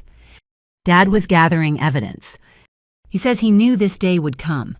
He wanted to protect you when it did. The detective pulled out another file. Which brings me to why I'm really here. The prosecution wants you to testify, not just about the identity theft, but about your sister's history. Her dismissal from nursing school, her pattern of blaming others, the escalation of her behavior. Testify against my own sister. Testify for the victims, he corrected. For Mrs. Hutchins, who's still in rehabilitation. For Mrs. Rodriguez, who needs dialysis 3 times a week. For James Chen's widow and 2 young children. They deserve justice. I thought about the man who died believing he was getting help, about his children growing up without a father because someone prioritized their ego over his safety. I'll testify, I said quietly. There's one more thing, Detective Washington said, his tone becoming even more serious. We arrested someone else this morning, your mother. The words hit like a physical blow. Despite everything, despite her enabling and lies and the confrontation at the hospital, she was still my mother. She's being charged with accessory to fraud identity theft and now potentially involuntary manslaughter for her role in recruiting James Chen to your sister's care," he explained. "Her bail hearing is this afternoon." "Does she have a lawyer?" "She refused one. Says she'll represent herself because all lawyers are part of the conspiracy against Meredith." He shook his head. "I've seen a lot of family crimes, but this level of shared delusion is remarkable." After he left, I sat with Mrs. Harmon in stunned silence. My entire family was imploding in the most public, devastating way possible. "I know this is overwhelming," Mrs. Harmon said finally, "but you're handling it with remarkable grace. Lesser people would have crumbled or lashed out." "I don't feel graceful," I admitted. "I feel like I'm watching a car accident in slow motion and the car is full of people I used to love." "Used to?" I considered the question. "I love who they were, or who I thought they were, but those people might have never existed. Maybe I was always loving my idea of them rather than the reality." My phone buzzed. "Dad again." "Your mother called me from jail. She wants you to bail her out." "I can't," I said immediately. "I won't." "I know, I told her that. She says you're dead to her." His voice cracked slightly. "I'm sorry, sweetheart. No parent should ever say that to their child." "She chose Meredith," I said, surprising myself with how steady my voice was. "She's been choosing Meredith my whole life. This is just the final version of a choice she made decades ago." That evening, I attended my first Al-Anon meeting, though my family's addiction wasn't to substances, but to lies and enabling. The parallels were striking as I listened to others share their stories of loving people who'd chosen their addiction over reality, over family, over safety. My sister's addiction is to being right. I shared when it was my turn. To being special, misunderstood, persecuted. And my mother's addiction is to protecting that delusion. They've built an entire alternate reality where they're heroes and everyone else is a villain. And now people are dying because of it. The group listened without judgment as I outlined the medical fraud, the identity theft, the recruitment of other delusional people into their dangerous fantasy. The hardest part, I concluded, is that they genuinely believe they're helping people. They've convinced themselves that causing harm is actually healing, that lying is truth-telling, that crime is justice. How do you grieve people who are still alive but completely lost to their own delusions? After the meeting, a woman approached me. She was older, with kind eyes and weathered hands. "My son was like your sister," she said. "Brilliant, charismatic, absolutely convinced he knew better than everyone else. He ended up in prison for running a Ponzi scheme, destroyed dozens of families' savings while believing he was a financial genius helping people. How did you cope?" "By accepting that the son I raised and the man he became were two different people. By testifying at his trial to protect his victims. By learning that love doesn't mean enabling and forgiveness doesn't mean forgetting." She squeezed my hand. "Your testimony might save lives. That matters more than family loyalty to people who've forgotten what family means." That night, I couldn't sleep. I kept thinking about James Chen's children, about Mrs. Rodriguez, hooked to a dialysis machine, about how many other victims might be out there afraid to come forward, or not even realizing they'd been harmed. At 3 a.m., I made a decision. I opened my laptop and began writing. To anyone who was treated by Meredith Sullivan or someone from Alternative Healers United. My name is Zoe Sullivan. Meredith is my sister. I'm a registered nurse at Riverside General Hospital, and I'm writing to urge you to seek legitimate medical care immediately if you received any treatment medication or medical advice from my sister or her associates. These individuals were not licensed medical professionals. Any medications they provided were illegally obtained and potentially dangerous. If you're taking anything they gave you, please bring it to a real doctor or pharmacist immediately for identification. I know my sister presented herself as caring and knowledgeable. I know she made you feel heard and understood in ways the traditional medical system might not have. But caring without knowledge is dangerous. Understanding without training can be fatal. Please don't let embarrassment or fear keep you from getting real help. The emergency room staff at Riverside General is aware of this situation and will treat you with compassion and without judgment. Your life matters more than pride. I'm sorry for what my family's delusions have cost you. I'm sorry for the trust that was betrayed and the harm that was done. But it's not too late to get proper care. Sincerely, Zoe Sullivan, RN. I sent it to Detective Washington asking him to distribute it through their investigation channels. Then I sent it to local news outlets, health departments, and community centers. By morning, my phone was flooded with responses. Some were angry, calling me a traitor, but others were from victims thanking me for the warning, sharing their own stories of mysterious illnesses after taking Meredith's treatments. One message stood out. Your sister gave my grandmother pills for her dementia. We thought they were helping because she seemed calmer. Turns out they were stolen sedatives that were masking a serious infection. By the time we got real medical help, it had spread to her bloodstream. She died last month. We thought it was natural causes until we saw the news about your sister. Thank you for speaking out. We're pressing charges. Another death. Another family destroyed by my sister's arrogance. I forwarded the message to Detective Washington, then got ready for my shift. As I put on my scrubs, new ones properly purchased, legitimately earned, I thought about the oath I'd taken. First, do no harm. Meredith had inverted that oath, causing harm while believing she was helping. Mom had enabled that inversion, recruiting victims, while believing she was spreading healing. But their delusions didn't change reality. People were dead, others were damaged, families were shattered.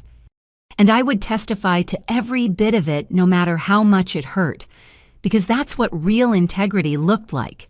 Choosing truth over comfort, justice over family, and the safety of innocence over the protection of the guilty. Even when the guilty shared your blood, especially then. The day of Meredith's formal indictment arrived with unseasonable rain that seemed fitting for the occasion. Dad picked me up at 5 a.m., both of us dressed in somber, court-appropriate clothing. Neither of us had slept well in weeks. Your mother made bail, he said as I got in the car. Her book club pooled money. She's staying with one of them. Is she going to be there today? Probably. Her lawyer, she finally got one, advised against it, but you know how she is about Meredith. We drove in silence through empty streets, the rain creating rivers along the gutters. I thought about all the mornings I'd driven to school or work at this hour, exhausted but determined. Now I was driving to watch my sister face federal charges that could destroy her life. The courthouse was already busy despite the early hour. Media vans lined the street. The story of the Alternative Healers Network had gained national attention. As we walked up the steps, reporters called out questions I didn't answer. Inside, the prosecutor assistant U.S. Attorney Maria Santos met us in a small conference room. She was younger than I expected, with sharp eyes and an air of contained energy. "Thank you for coming," she said. "I know this is difficult. I want to prepare you for what you're going to hear today. The charges are extensive, and some of the victim impact statements are disturbing."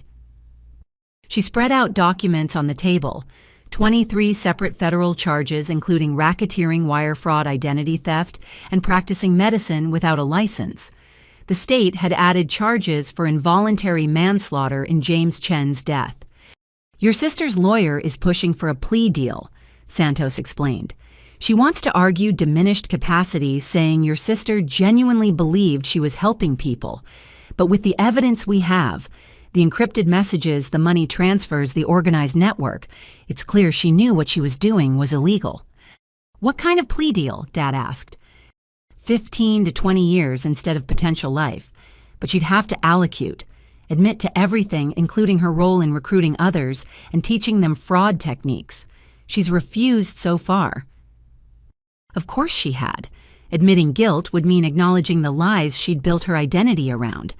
Meredith would rather go to trial than accept she wasn't a misunderstood healer. We entered the courtroom to find it packed. Families of victims filled one side, supporters of the alternative healers filled the other. Mom sat in the front row behind the defense table wearing her best dress and a defiant expression.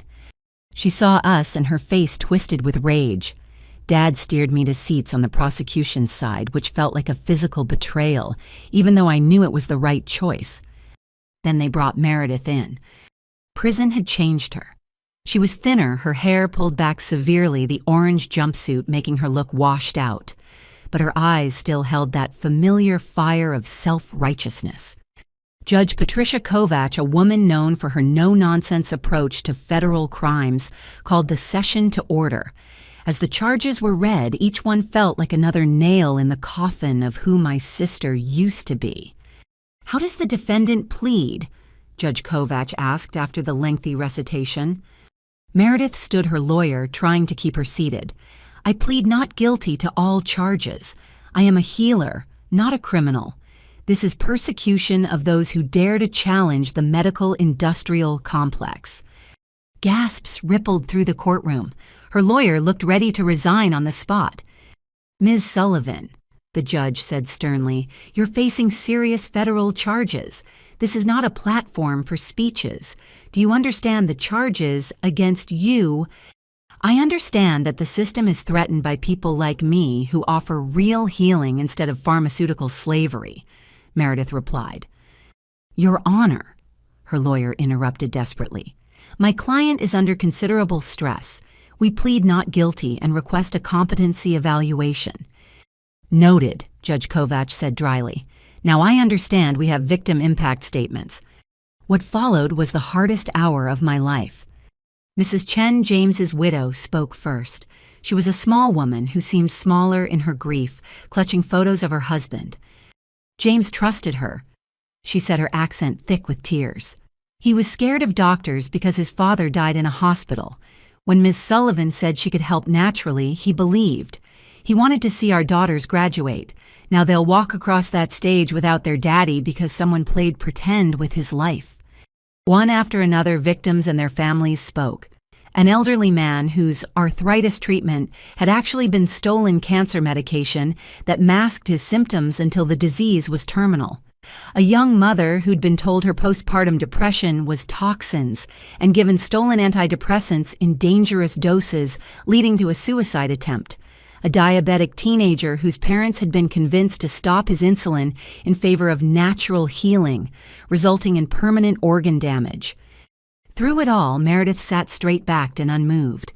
Occasionally, she would shake her head or mutter lies under her breath.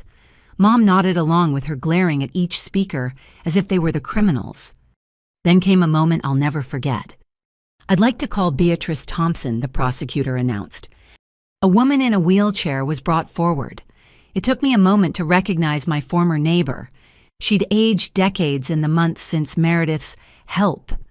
Her daughter pushed the chair face set in controlled fury. "Ms. Sullivan gave me pills." Mrs. Thompson said, her voice barely above a whisper, said they were natural remedies for my kidney problems. Made me feel so much better I stopped going to my real doctor. Turns out they were stolen steroids that made me feel good while my kidneys were failing. Now I'm on dialysis for whatever time I have left. My grandchildren have to watch me hooked to machines because I trusted someone who said she was a nurse. "You were already sick," Meredith burst out, ignoring her lawyer's attempts to silence her. "I gave you hope, quality of life." "You gave me false hope and real damage," Mrs. Thompson replied quietly. "I might have had years left with proper treatment. Now I have months. That's not healing, dear. That's harm." Judge Kovach had to call for order as Mom stood up shouting about persecution and lies. Security moved closer, ready to remove her. "Mrs. Sullivan," the judge addressed my mother, "one more outburst and you'll be held in contempt. Your daughter is facing justice for crimes that caused real harm to real people. This is not a conspiracy. This is consequences." But the damage was done. Mom's outburst had shown everyone what Meredith had become, enabled and encouraged by someone who should have helped her face reality years ago. During a recess, Detective Washington approached us. "There's been a development. We found journals in your sister's apartment. Detailed notes about each patient, including her awareness that some were experiencing adverse reactions. She documented knowing Mrs. Rodriguez had kidney problems but giving her NSAIDs anyway because the pain relief would improve her quality of life even if it shortened it. She knew, I said numbly. She knew she was hurting people. She justified it, wrote that traditional medicine's obsession with first do no harm prevented real healing, that sometimes you had to risk harm for greater good. He paused. She compared herself to revolutionaries who were misunderstood in their time. When court resumed, Santos introduced the journals as evidence. Excerpts were read aloud, Meredith's own words documenting her conscious choice to endanger patients she deemed too ignorant to make their own medical decisions. The supportive crowd began to thin. Even true believers struggled to defend someone who wrote about acceptable casualties in the war against medical tyranny. The prosecution moves to revoke bail, Santos announced. Given the defendant's own writings showing consciousness of guilt and willingness to cause harm, she poses a continued threat to public safety. Meredith's lawyer objected, but half-heartedly. The evidence was damning. Bail is revoked, Judge Kovac ruled. The defendant will remain in custody until trial. Given the evidence presented today, I also order a psychological evaluation to determine fitness to stand trial. As marshals moved to take Meredith back into custody, she looked directly at me for the first time. "You did this," she said loud enough for everyone to hear. "You couldn't stand that I found my calling without their approval. You had to destroy me to feel special." "No," I said, standing up. "You destroyed yourself. And you took innocent people down with you. I'm just refusing to lie about it anymore." Mom lunged toward me, but security intercepted her. "You're no daughter of mine," she screamed as they escorted her out. "You killed your sister. You killed her spirit, and now you're killing her body. I hope you're happy with your perfect little life built on her destruction." The courtroom erupted. Judge Kovac banged her gavel repeatedly, threatening to clear everyone out. Dad put his arm around me as I shook the weight of public rejection hitting harder than I'd expected. "Court is adjourned," the judge announced. "Trial date to be set pending psychological evaluation." As Meredith was led away, she began singing, a hymn from our childhood church. Mom joined in from the hallway, their voices creating a haunting duet that echoed through the courthouse. It was performative grief calculated to make them martyrs, but it still made my chest tight with loss. Outside, reporters swarmed. Dad and Detective Washington created a barrier getting me to the car. But one question penetrated. "Ms. Sullivan, how does it feel to testify against your own family?" I stopped, despite Dad's attempt to keep me moving. "It feels like choosing between two families." I said, my voice stronger than I felt. "The family I was born into and the human family that deserves protection from dangerous delusions. I chose the one that values truth and safety over blood and enabling." "Do you regret it?" another reporter called. "I regret that it was necessary," I answered. "I regret that my sister chose to hurt people rather than get help.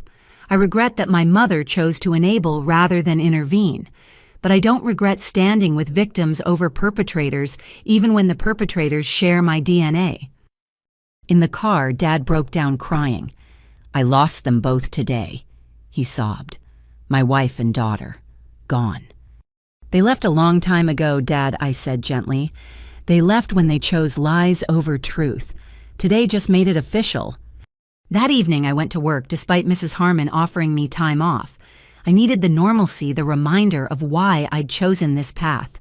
My patients didn't care about courtroom drama. They needed competent, caring nursing. As I checked on Mr. Patterson, a cardiac patient I'd been monitoring, he grabbed my hand. "Saw the news," he said quietly. "Takes guts to stand up like that. Your sister might have killed me with her ignorance. You're saving me with your knowledge.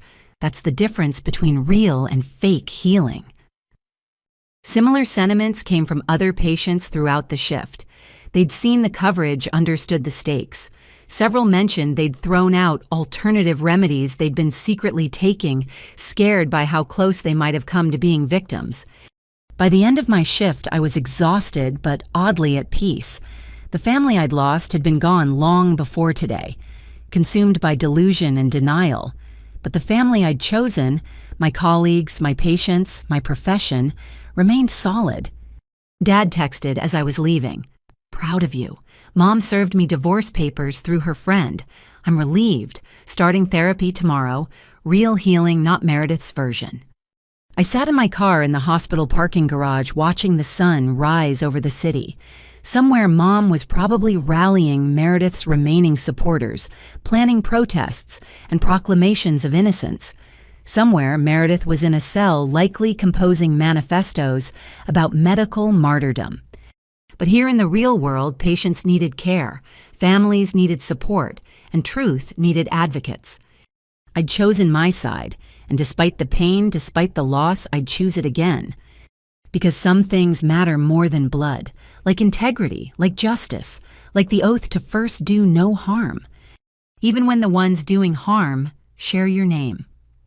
3 weeks after the indictment hearing, I was adjusting to a new kind of normal.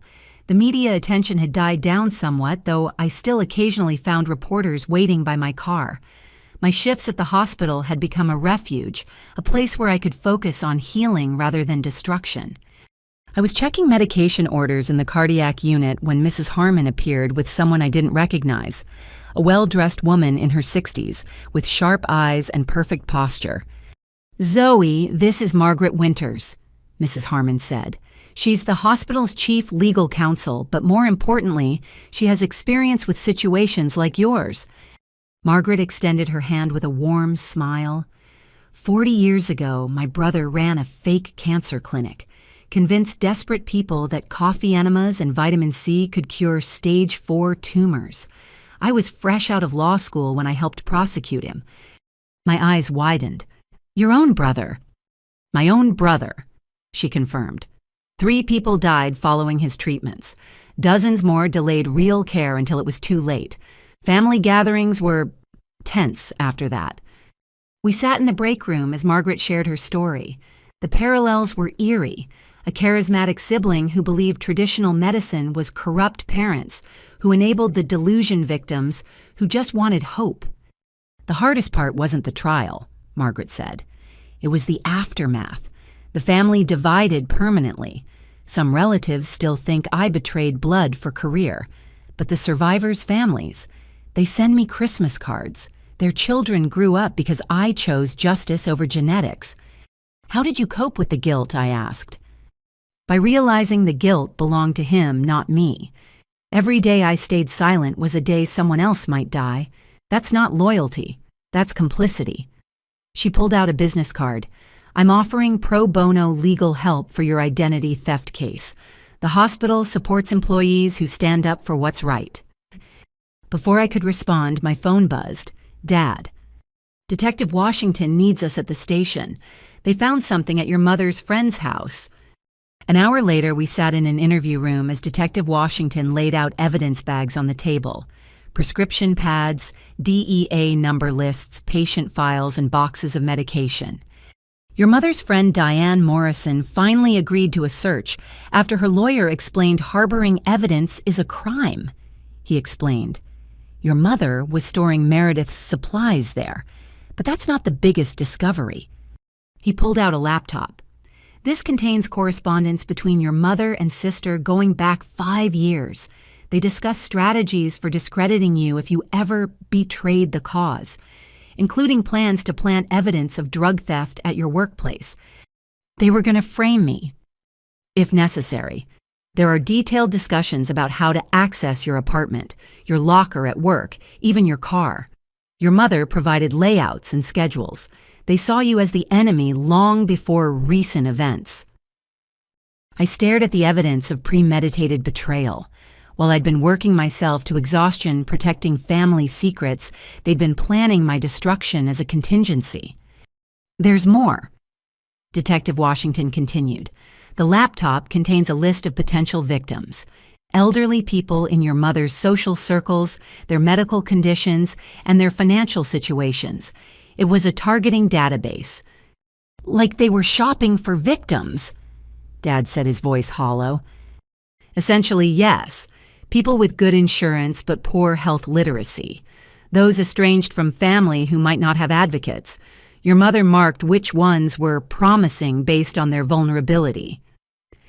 One name on the list made my stomach drop: Agnes Chen, James Chen's mother. Next to her name, Diabetic Traditional Trust's Linda from church. She recruited her own friend's son, I asked. It appears so. Mrs. Chen mentioned your mother specifically recommended Meredith for James's care. He paused. We'll need to interview her again. This could upgrade your mother's charges to murder too. The room spun slightly. Murder. My mother might face murder charges for helping kill someone she'd known for years. I need air, I said.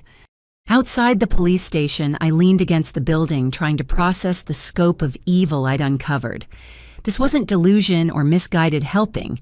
This was predatory behavior wrapped in the language of healing. "You okay?" a voice asked. I turned to find Mr. Rodriguez, my apartment super approaching with coffee and a concerned expression. "Saw your car, figured you might need caffeine," he said, offering me a cup. "Also wanted to thank you. My mother's kidney function is improving now that she's off those pills. Doctors say she might not need permanent dialysis if she keeps healing." "That's wonderful," I managed. "You saved her life by speaking up," he continued. "Whole buildings talking about it.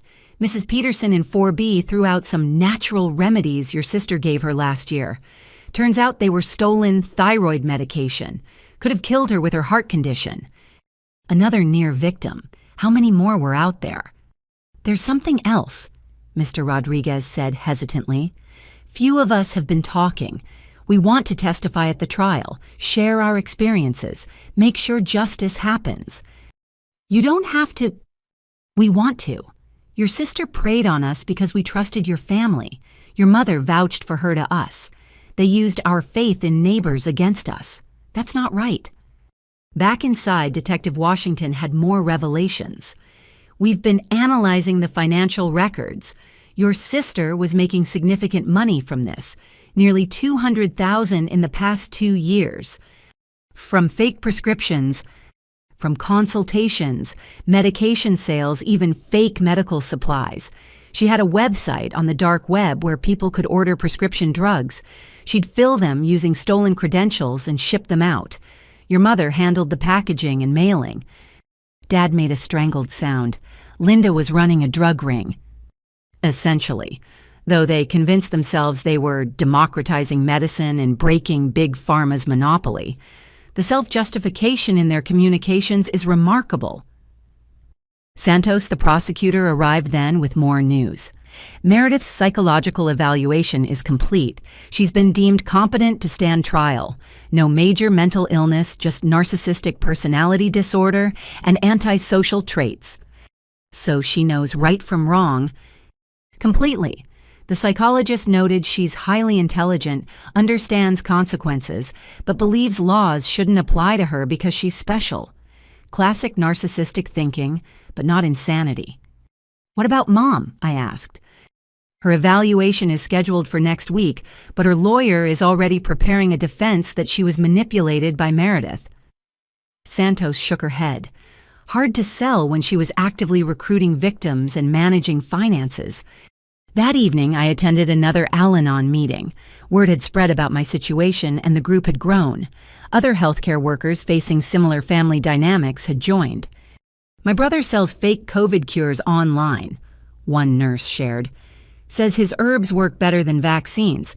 I reported him to the FDA and now my family won't speak to me." "My mother performed surgery in her garage," another said.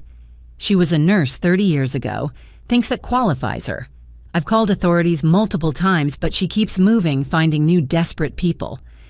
We were a club no one wanted to join, healthcare workers whose families had weaponized medical knowledge for profit and ego."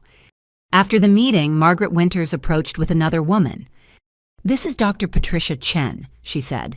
"James Chen's sister. She wanted to meet you."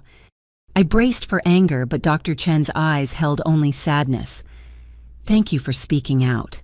My brother was stubborn about doctors, but he trusted your mother from church. If you hadn't come forward, we'd never have known the truth about his death. "I'm so sorry for your loss." I said the words feeling inadequate. "I'm angry," she admitted, furious that charlatans took advantage of his fears. "But I'm grateful too. Your courage means other families won't suffer like ours." She handed me an envelope. "My family wrote a letter supporting your position. We want the court to know we don't blame you for your family's crimes. You're a victim too." As she left, Margaret squeezed my shoulder. "That's what I learned all those years ago. The real family isn't always blood. Sometimes it's the people who stand with you for truth, even when it costs everything." My phone lit up with a message from an unknown number. Against better judgment, I opened it. It was from someone claiming to be part of Alternative Healers United, but instead of threats, it was a confession. "Your sister trained me. I thought I was helping people. Then my neighbor's kid almost died from pills I gave her. I'm turning myself in tomorrow, sending you this so you know. You're right to stand against them. Some of us were fooled too. Don't let their poison spread further." I forwarded it to Detective Washington, then sat in my car processing the day's revelations. My mother and sister hadn't just crossed ethical lines. They'd obliterated them. They'd built a criminal empire on the suffering of others while wearing the mask of healers. But their exposure was creating ripples. Victims were finding voices. Other fake healers were reconsidering. The truth was spreading like antibiotics fighting infection. My phone rang, Mrs. Harmon. "I wanted you to know the hospital board met today. They're creating a fund for victims of medical fraud named after James Chen. They want you on the advisory committee." "I don't know if I'm qualified." "You're uniquely qualified. You understand how predators exploit trust and medical ignorance.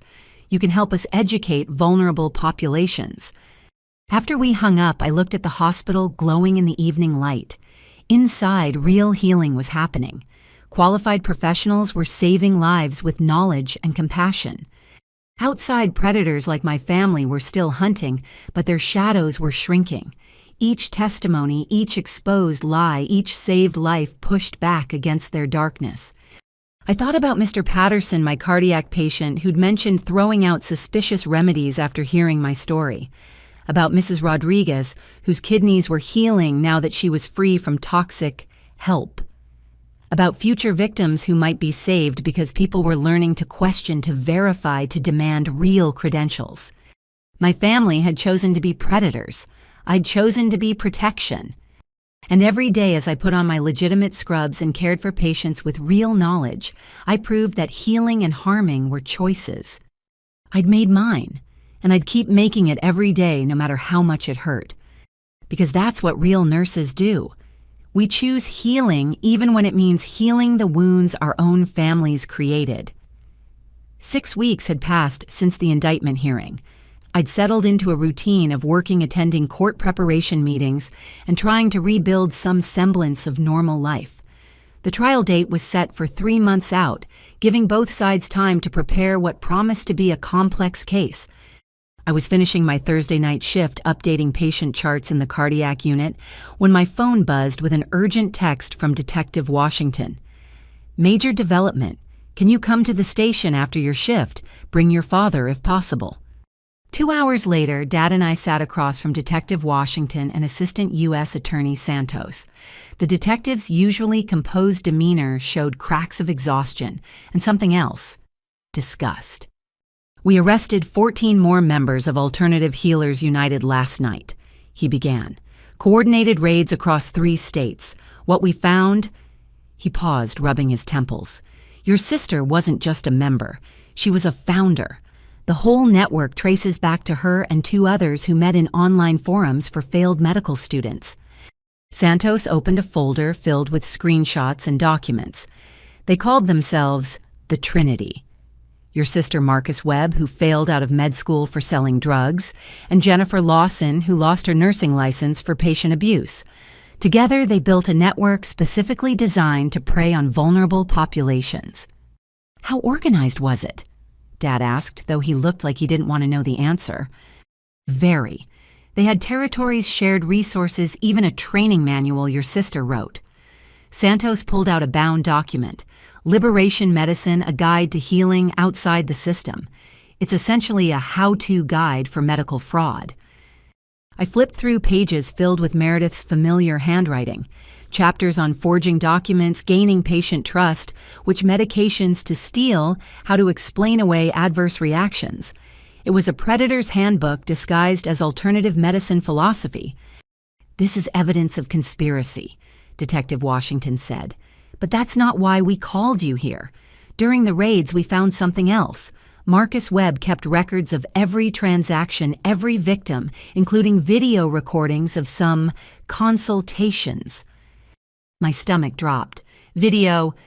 He was paranoid about being betrayed, so he secretly recorded meetings, including one from last year where your sister and mother discussed. He paused, looking uncomfortable. "Discussed using you as a potential fall person if things went bad." He pulled out a tablet and hit play. The video was grainy but clear enough. Meredith and Mom sat in what looked like Mom's kitchen papers spread between them. "If the feds get too close, we pin the prescriptions on Zoe," Meredith said casually. "She has access to the hospital. We plant some stolen meds in her apartment, forge some documents with her signature. She's so self-righteous no one would believe her denials." "But she's your sister," Mom's voice protested weakly. "She chose the system over family," Meredith replied coldly. "That makes her the enemy. Besides, would you rather see me in prison or her temporarily inconvenienced? She'd probably get off with probation, first offense and all." "I suppose you're right," Mom agreed. "Family protects family, and she clearly doesn't understand that."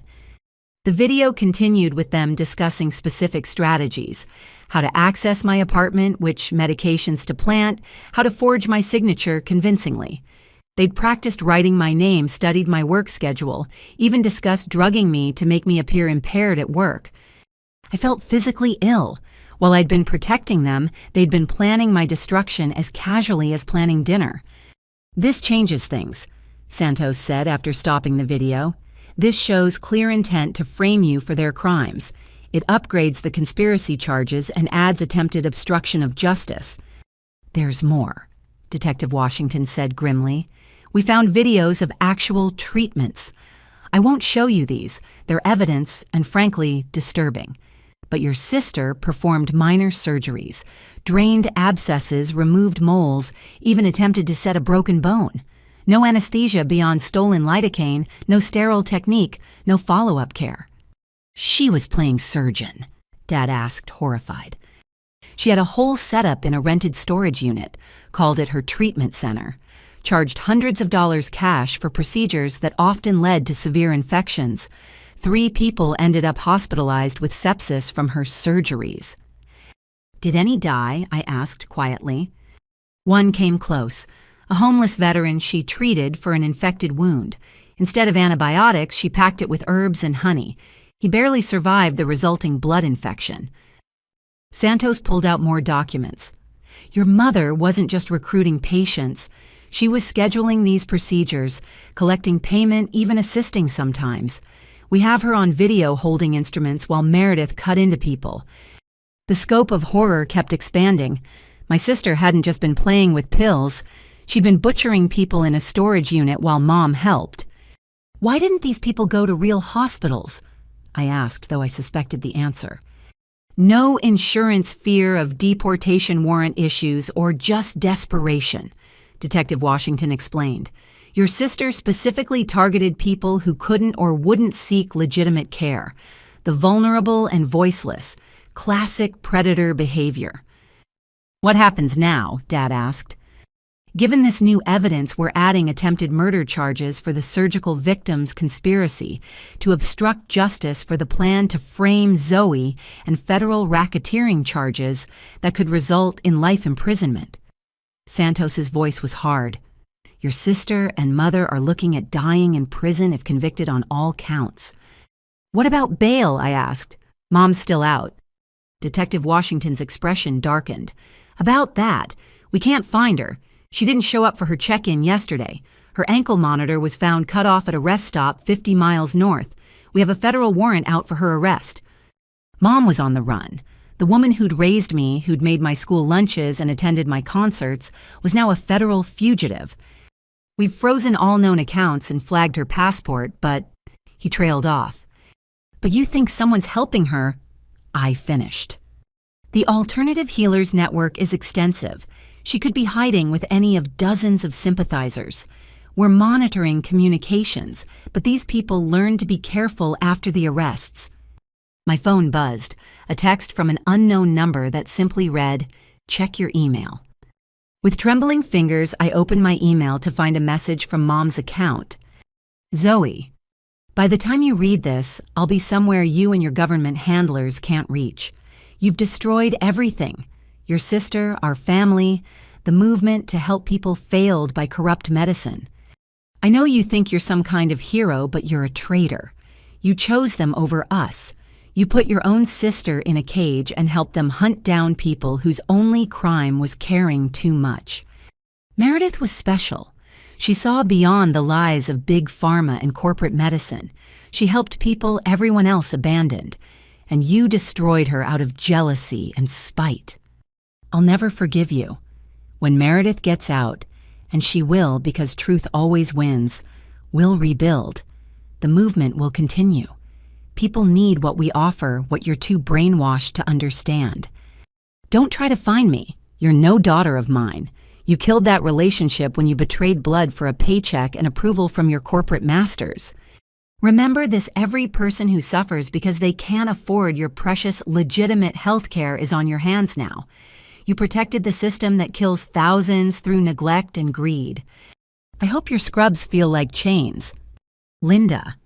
I read it twice, each word a calculated wound. Even facing federal charges, even caught on video planning to frame me, she maintained the delusion. In her world, they were heroes, and I was the villain. Forward that to us, Detective Washington said gently. It's evidence and might help us track her. As I did, another email arrived. This one had no words, just a photo attachment. I opened it to find a picture of Mom standing in front of a mobile home somewhere rural mountains in the background. She was smiling, holding a sign, "The healing continues." She's taunting us, Santos said, studying the image. But she made a mistake. Those mountains, that vegetation, narrows down the location significantly. While they analyzed the photo, I sat with the weight of complete family destruction. My sister faced life in prison. My mother was a federal fugitive. My father was divorcing a ghost, and I was the star witness in their downfall. You did the right thing, Dad said, quietly reading my expression. They made their choices. You made yours. The only difference is yours saves lives, while theirs ended them. Mrs. Harmon had said something similar weeks ago. Sometimes the family we choose through shared values matters more than the family we're born into. There's one more thing, Detective Washington said. We need to put you in protective custody until we find your mother. With her on the run and the network still partially active, you could be in danger. I can't stop working, I protested. My patients need consistency. We can arrange security at the hospital, Santos offered. But you'll need to vary your routines, possibly relocate temporarily. These people have already shown willingness to kill. We can't risk them targeting you. As we discussed logistics, my phone rang. An unknown number, but Detective Washington nodded for me to answer while he traced it. Hello? Zoe. The voice was familiar, but panicked. It's Jennifer Lawson from the Trinity. I know you don't know me, but I need to turn myself in. I can't do this anymore. Marcus got arrested, your mom's gone crazy, and I just watched a kid almost die from pills I gave him. I want out. I looked at Detective Washington, who was gesturing for me to keep her talking. Where are you, Jennifer? Motel outside Burlington. I have evidence. Recordings, documents, everything. But I'm scared. Your mom's been calling saying we need to eliminate problems. I think she means you. We can protect you, I said, following Detective Washington's hand signals. Tell me where exactly. We'll come get you. She gave me the address, crying now. I never meant for it to go this far. We were just angry about failing, wanted to prove we knew better. But then people started getting hurt, and the money was so good, and your sister kept saying we were revolutionaries. Stay where you are, I said. Lock the door. Help is coming. After hanging up, the room burst into activity. Detective Washington called units to Jennifer's location, while Santos prepared witness protection paperwork. If she Flips provides testimony about the inner workings, this case becomes ironclad, Santos explained. Your sister and mother won't have any defense left. 3 hours later, we received word. Jennifer was in custody along with 2 boxes of evidence, including recordings of planning sessions, where my sister detailed exactly how to exploit desperate people for maximum profit. She wasn't a believer, Detective Washington explained after initial questioning. She was a con artist who found the perfect mark, people who desperately wanted to believe alternative medicine could save them. Your sister provided the delusion, but Jennifer provided the business model. The betrayal went deeper than ideology. It was calculated predation wrapped in the flag of medical freedom. That night, in a safe house arranged by the FBI, I lay awake thinking about the video of Mom and Meredith planning to frame me, the casual cruelty of it, the easy willingness to destroy me to save themselves.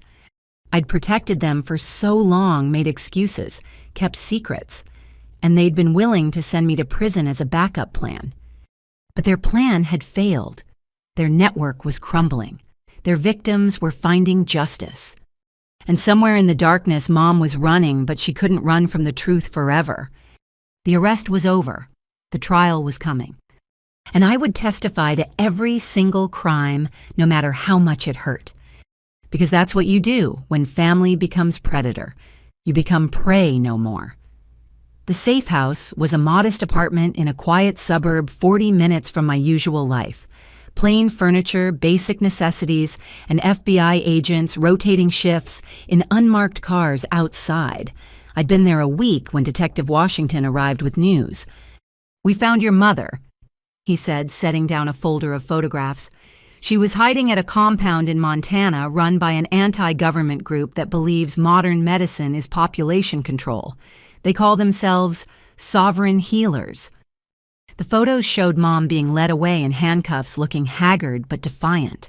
Behind her, FBI agents were carrying boxes of evidence from a building labeled Natural Freedom Clinic. She wasn't just hiding, Detective Washington continued. She was actively practicing, setting up a new network with the group there. We found prescription pads, stolen medications, even plans to expand operations to 3 neighboring states. She couldn't stop, I said, not really surprised. Even facing federal charges, she had to keep playing doctor. It's worse than that. The group she was with, they're connected to militia movements, anti-vaccine, anti-government, convinced that medical licensing is tyranny. Your mother was becoming their medical coordinator, planning to train others in what she called liberation healing. Dad, who'd been staying in his own protective custody arrangement, looked older than his years. Linda always had to be part of something bigger than herself. I guess domestic terrorism was the natural evolution. Santos arrived with more updates. Jennifer Lawson has been extremely cooperative. She's provided recordings, documents, even passwords to encrypted communications. Your sister's trial is going to be devastating for the defense. What about Mom's new charges, I asked. Federal flight violating bail conditions operating across state lines, and now potential terrorism charges for planning to attack medical facilities with the militia group. She paused. She's looking at life without parole if convicted on everything. That evening, I was allowed a supervised video call with Mrs. Harmon. The hospital had been supportive beyond my expectations, holding my position and providing security for when I could return. "Your patients ask about you constantly," she said warmly. "Mr. Patterson says to tell you he's following all medical advice to the letter. No more internet remedies." "How's the hospital handling the publicity?" I asked. The media attention had been intense after Mom's capture. "We're using it as an educational opportunity. The James Chen Memorial Fund has raised over $200,000 for medical fraud victim support. We're creating programs to help vulnerable populations identify fake medical practitioners." She smiled. You've turned a personal tragedy into public good. I just told the truth, I said. Sometimes that's the most revolutionary act of all. After the call, I sat with the weight of change. In trying to destroy me, my family had created a movement against medical fraud. Their victims were finding voices. Other fake healers were being exposed. The darkness they'd operated in was flooded with light. My phone buzzed with a text from a number I recognized. Diane Morrison, Mom's friend, who'd hidden evidence. I'm sorry, it read. I believed their lies about helping people. I see now what they really were. I'm testifying for the prosecution. Your mother used my trust to hurt people. That's unforgivable. Another ally from unexpected places. Mom's network of enablers was becoming a network of witnesses against her. Detective Washington returned the next day with Jennifer Lawson's full confession. Reading it was like seeing inside my sister's mind through a dark mirror. Meredith was brilliant at manipulation, Jennifer had stated. She could make you believe that laws were just suggestions, that credentials were oppression, that causing harm was actually healing if you framed it right. She'd say things like, sometimes the body needs trauma to remember how to heal itself when patients had adverse reactions. The confession detailed their recruitment strategies, targeting angry, failed medical students and healthcare workers who'd lost licenses. They specifically looked for people with just enough knowledge to be dangerous, but not enough wisdom to be safe. She turned our failures into weapons, Jennifer said. Made us believe we were special, misunderstood, held back by jealous establishments. Then she aimed us at vulnerable people like guided missiles. There were financial details, too. The network had made over $3 million in 2 years. Money laundered through fake wellness centers, supplement companies, and educational workshops where they trained others in their methods.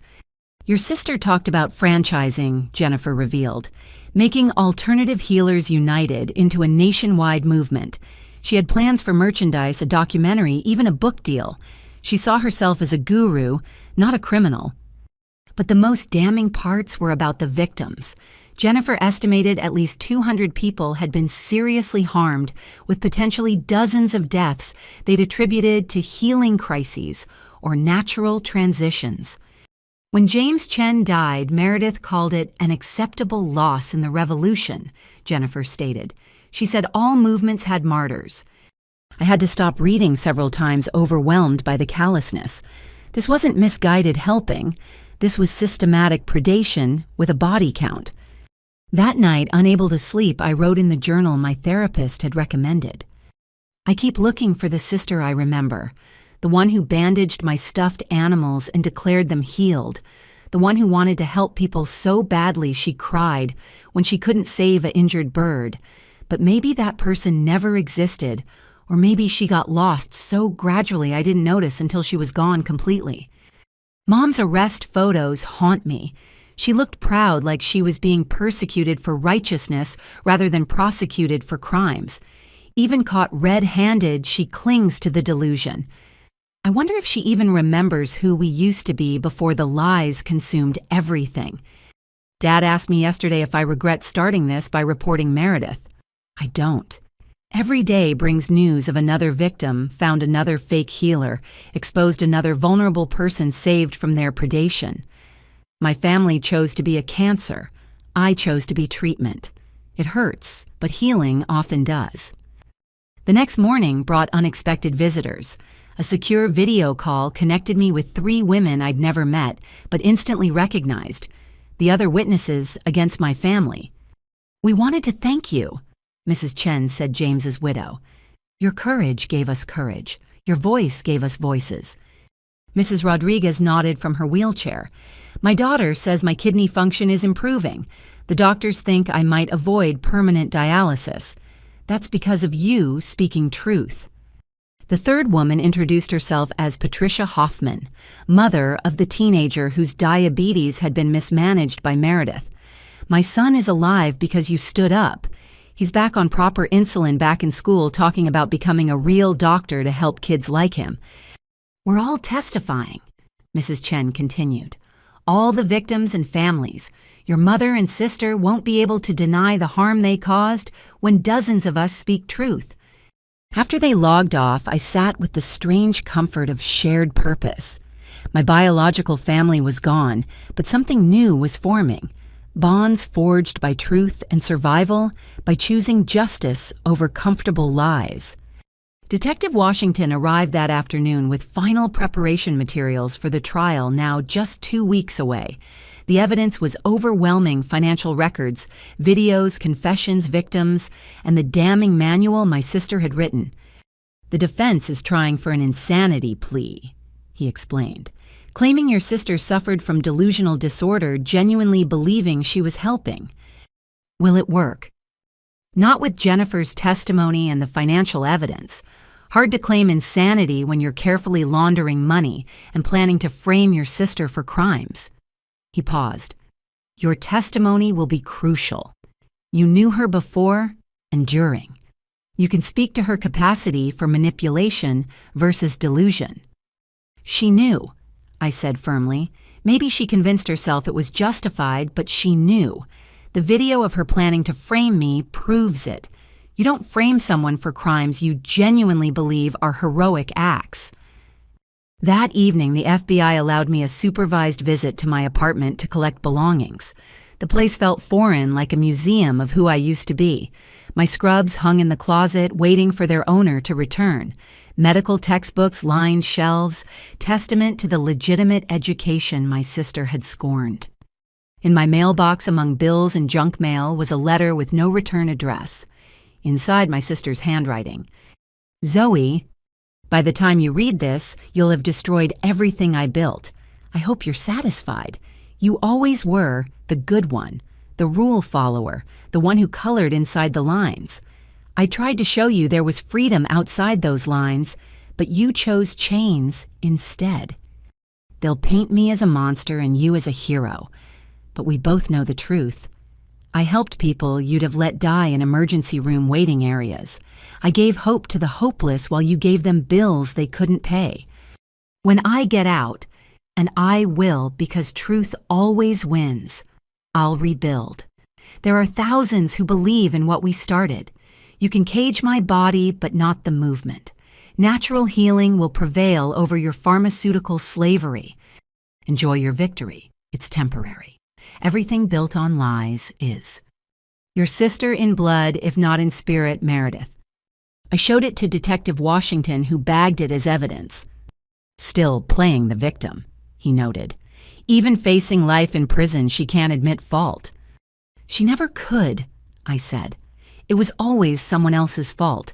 Failed a test teacher, was biased. Lost a job, boss was threatened.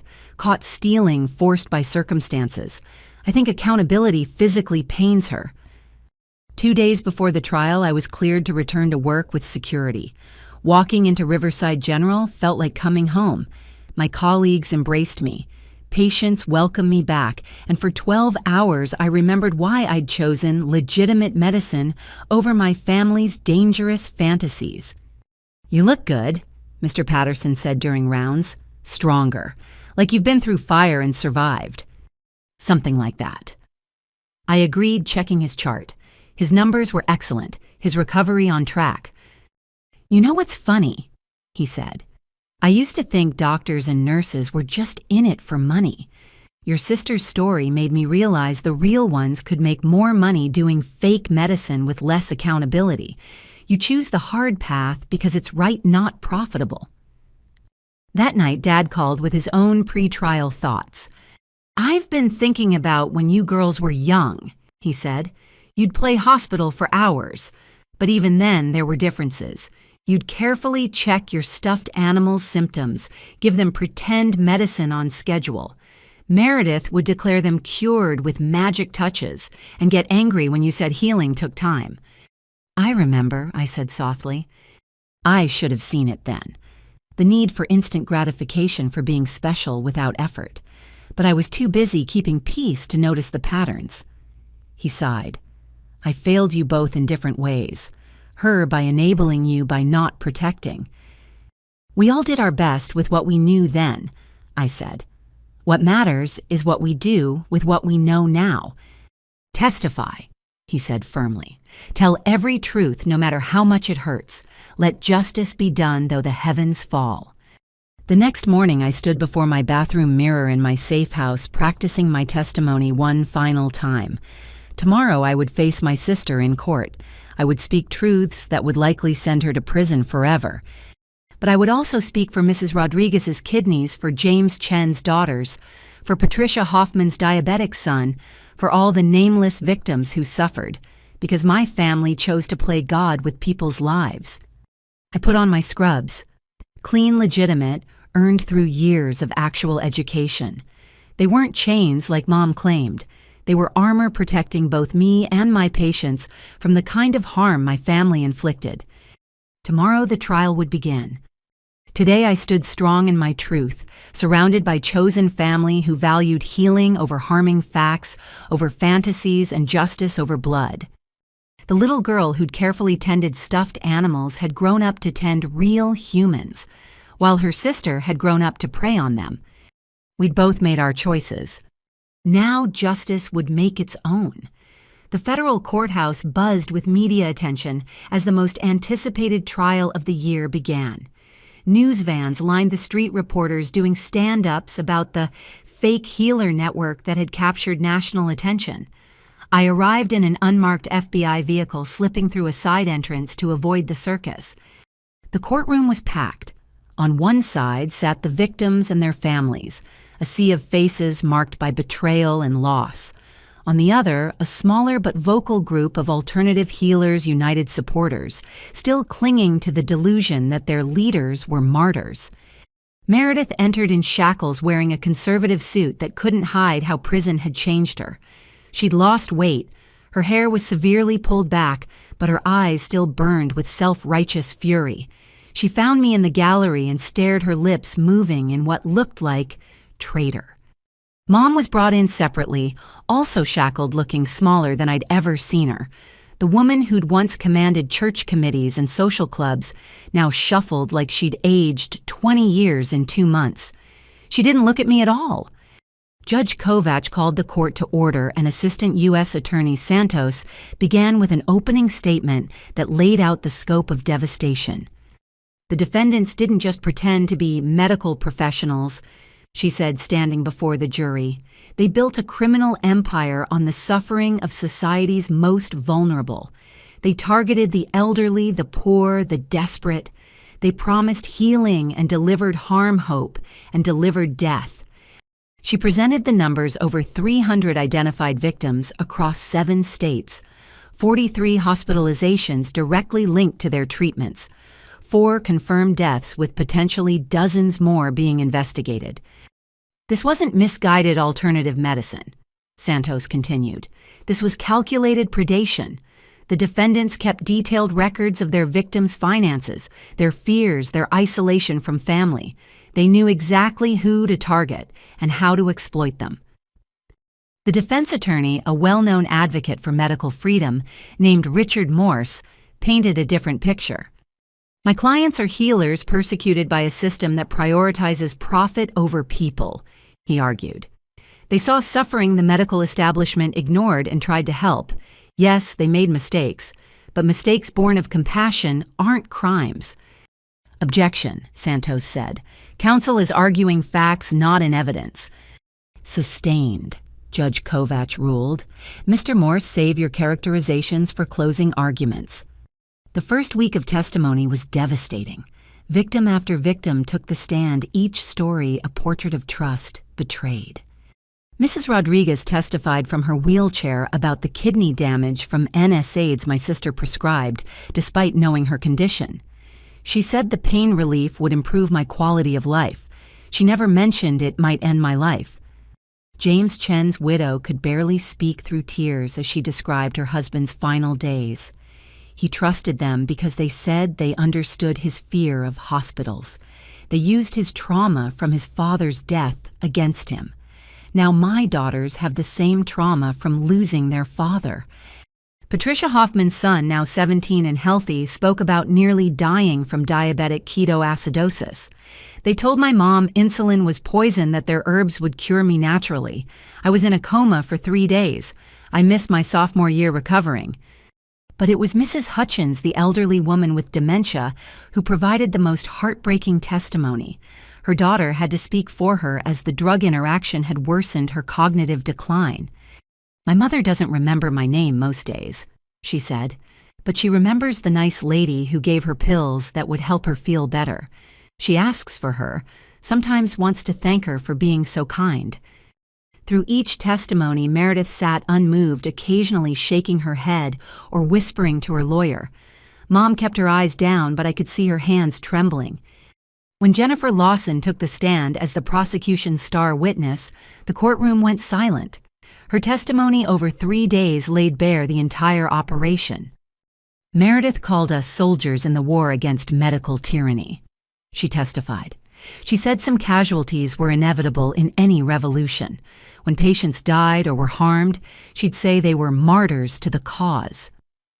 She produced recordings of planning sessions where my sister discussed targeting specific demographics, maximizing profit, and avoiding detection. In one chilling excerpt, Meredith could be heard saying, "The beautiful thing about the desperate is they'll believe anything if you say it with enough conviction." "Did the defendant know she was causing harm?" Santos asked. "She knew," Jennifer said firmly. "She kept what she called outcome files, tracking who got better, who got worse, who died. She used the data to refine her approaches, not to help people, but to avoid getting caught." The defense tried to discredit Jennifer as a bitter conspirator trying to reduce her own sentence, but the evidence spoke louder than their objections. Then came my turn. Walking to the witness stand felt like walking through molasses. Every step was heavy with the weight of what I was about to do. I placed my hand on the Bible, swore to tell the truth, and looked directly at my sister for the first time since the trial began. "State your name for the record," Santos prompted. "Zoe Sullivan. I'm a registered nurse at Riverside General Hospital and the defendant, Meredith Sullivan's sister." For 2 days, I testified about our childhood, her dismissal from nursing school, the escalation of her behavior, and the destruction she'd wrought on our family and countless others. "Did your sister ever express doubt about her methods?" Santos asked. "No," I said clearly. She was absolutely convinced she was right and everyone else was wrong.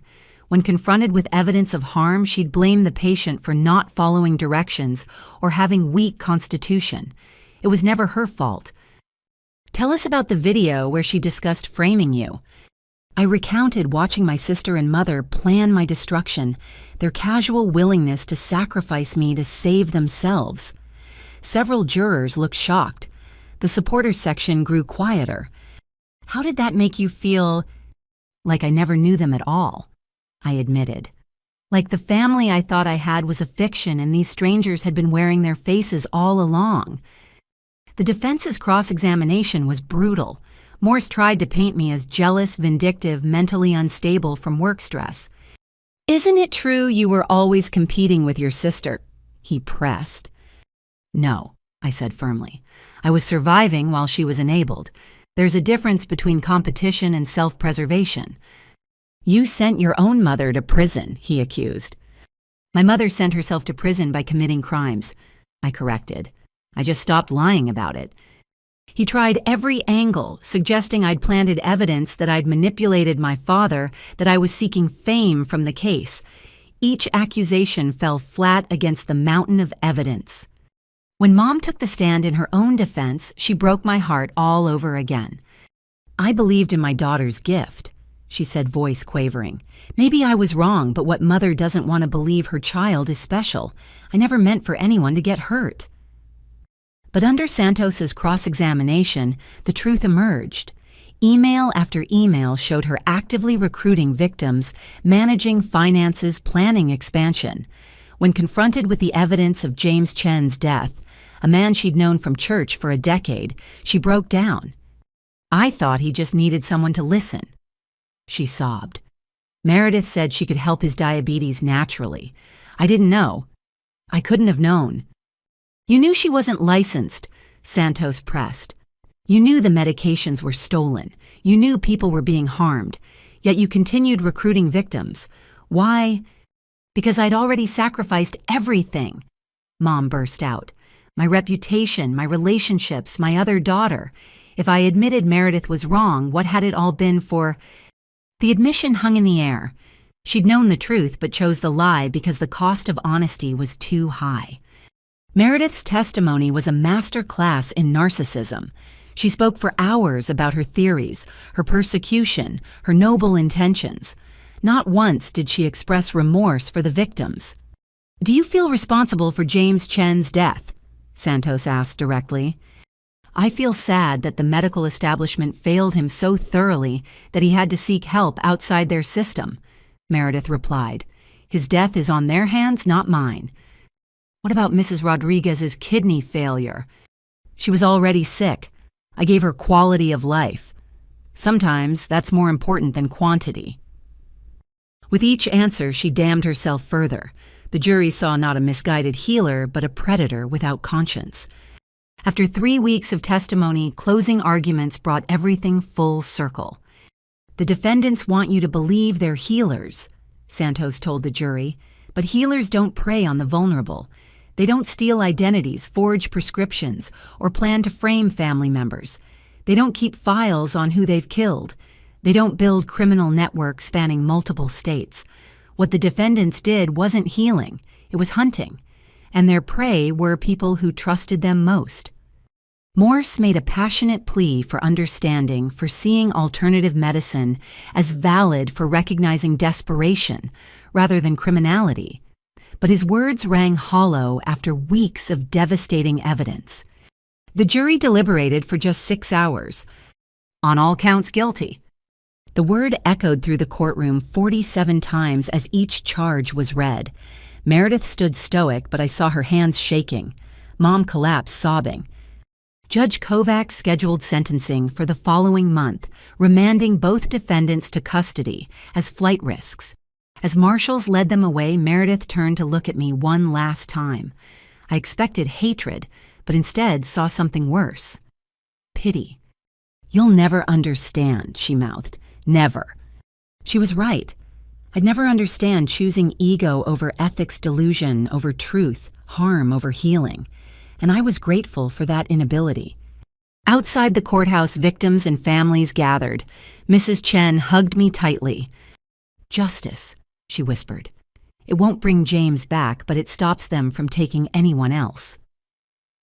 The media wanted statements, but I was done talking. Dad and I slipped away to a quiet restaurant where we sat in exhausted silence. It's over, he said finally. The trial is, I corrected. The healing is just beginning. 2 months later at sentencing, Judge Kovacs delivered justice with measured words. The defendants built an empire on suffering while claiming to relieve it. They betrayed the most sacred trust, that between healer and patient. They corrupted family bonds, turning mothers into recruiters and sisters into potential scapegoats. Meredith received life without parole for the racketeering fraud and deaths. Mom got 25 years for her role as accomplice and recruiter. Neither showed remorse. Even facing life in prison, they maintained they were martyrs to a noble cause. 1 year later, I stood before a graduating class of nursing students at my alma mater, invited to speak about ethics and healthcare. The auditorium was packed, these fresh faces, eager to begin their careers in healing. A year ago, my sister was sentenced to life in prison for crimes committed while pretending to be a nurse. I began letting the weight of that statement settle. She believed that wanting to heal was enough, that good intentions justified any action, that formal education was oppression rather than preparation. I could see some students shifting uncomfortably, perhaps recognizing their own moments of frustration with difficult coursework or demanding instructors. Every pharmacology exam you've stressed over, every clinical hour you've completed, every care plan you've meticulously written, these aren't hurdles to prevent you from helping people. They're tools to ensure you can help safely, effectively, and ethically. I told them about Mrs. Rodriguez, whose kidney function had finally stabilized after months of proper treatment. About Patricia Hoffman's son, now a pre-med student, determined to become the kind of doctor who listens to patients while maintaining medical standards. About the dozens of victims who'd found their voices through the trial. The difference between healing and harming often comes down to knowledge, humility, and accountability. I continued. My sister had none of these. She had certainty without competence, pride without preparation and excuses, instead of ethics. After my speech, Professor Coleman found me in the hallway. She'd aged visibly since the trial, carrying the weight of having taught both miracle and monster. That was powerful, she said. I've made it required viewing for all my ethics classes. Students need to understand that good intentions without proper knowledge are just another form of harm. We walked to her office where she showed me letters from nursing programs across the country.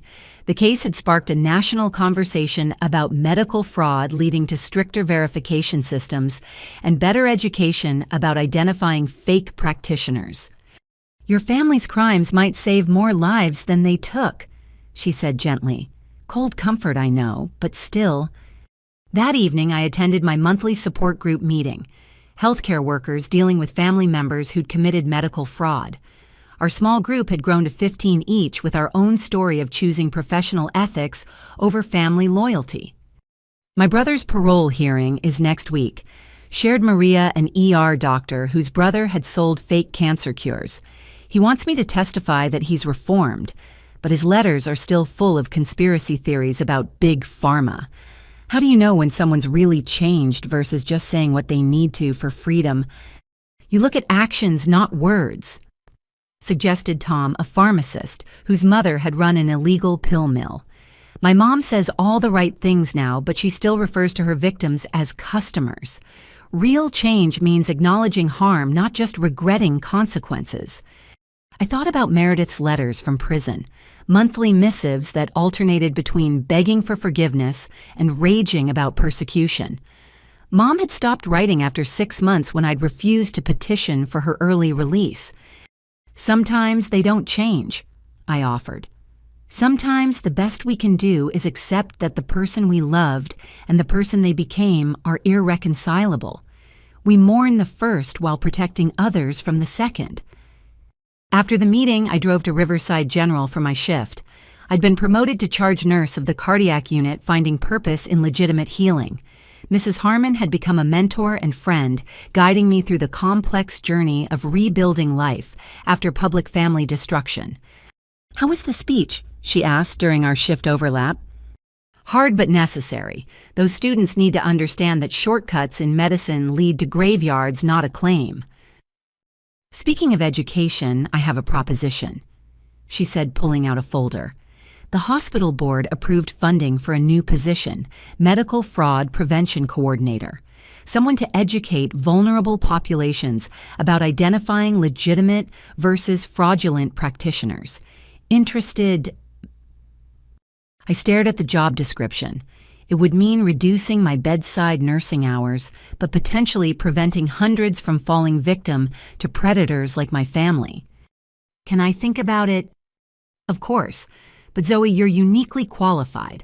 You understand both sides, the legitimate medical world and how fraudsters exploit people's fears and desperation. That insight could save lives. That night, I found Dad at home working on his laptop. Since the divorce was finalized, he'd thrown himself into volunteer work with a nonprofit that helped elderly people navigate healthcare systems safely. Look at this, he said, showing me a presentation. We're creating a checklist for seniors to verify medical credentials. Simple stuff. How to check license numbers, red flags to watch for questions to ask. Your testimony inspired this.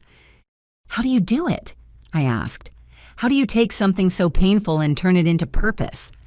He closed the laptop and looked at me with eyes that had seen too much, but somehow maintained kindness. Because wallowing helps no one. Your mother and sister chose destruction. We can choose construction, build something better from the ashes. Mrs. Harmon offered me a job educating people about medical fraud, I told him. Are you going to take it I don't know. Part of me wants to leave it all behind, just focus on my patients and pretend the last 2 years didn't happen. But they did happen, he said gently. And because they did, you have knowledge others need. The question is, what's the best use of that knowledge? That weekend, I visited James Chen's grave with his widow and daughters. It had become a quarterly ritual, a way to remember why the fight against medical fraud mattered. He would have been 54 today, Mrs. Chen said, placing fresh flowers. The girls are doing well. Honor roll soccer championships. He would have been so proud. Mom's teaching us to ask questions now, the older daughter Sophie added.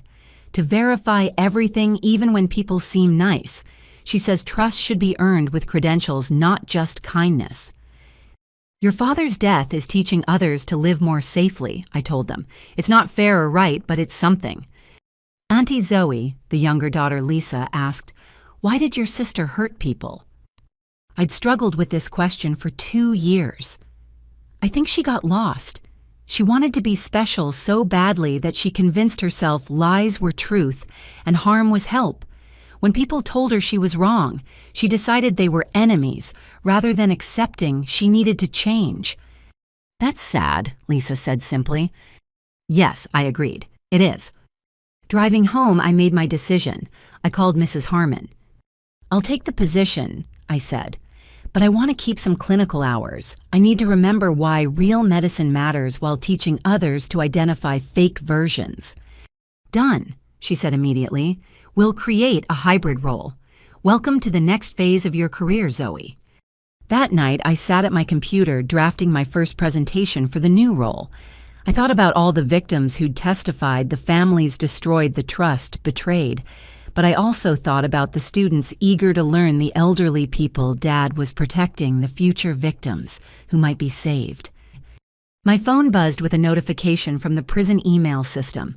Another letter from Meredith.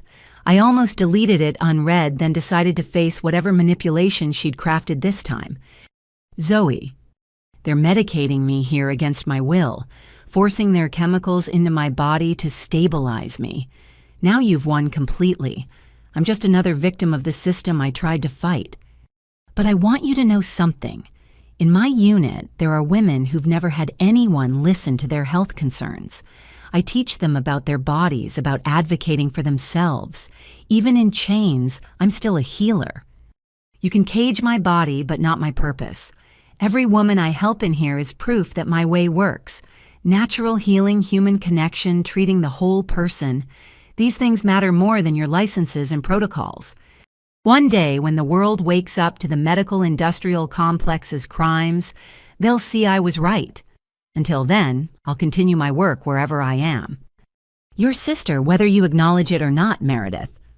Still playing the martyr, still convinced she was a misunderstood hero, still unable to see that teaching medical advocacy and practicing fraudulent medicine were entirely different things. I archived the email without responding. Some delusions were too deep to cure. The next morning, I presented my medical fraud prevention program to the hospital board. Using case studies from the trial with names changed, I outlined how predators like my sister identified and exploited victims. They look for isolation, desperation, and distrust of traditional medicine, I explained. They offer simple solutions to complex problems, blame the medical system for all suffering, and gradually separate victims from support systems that might question their methods.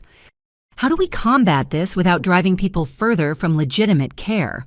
One board member asked. By acknowledging the real failures of our healthcare system while distinguishing them from criminal exploitation. Yes, medical care is expensive. Yes, doctors sometimes dismiss concerns. Yes, the system has flaws, but those flaws don't justify turning to fraudsters who compound suffering while claiming to relieve it. The program was approved unanimously. Within a month, I was speaking at community centers, senior homes, and churches, the same venues my mother had used to recruit victims. At one such presentation, an elderly man raised his hand. "I bought pills from your sister," he admitted. "For my arthritis. They helped at first, but then I started feeling sick. When I saw the news about her arrest, I threw them away and went to a real doctor. Turns out she'd been giving me stolen steroids." Could have killed me. Thank you for sharing that, I said.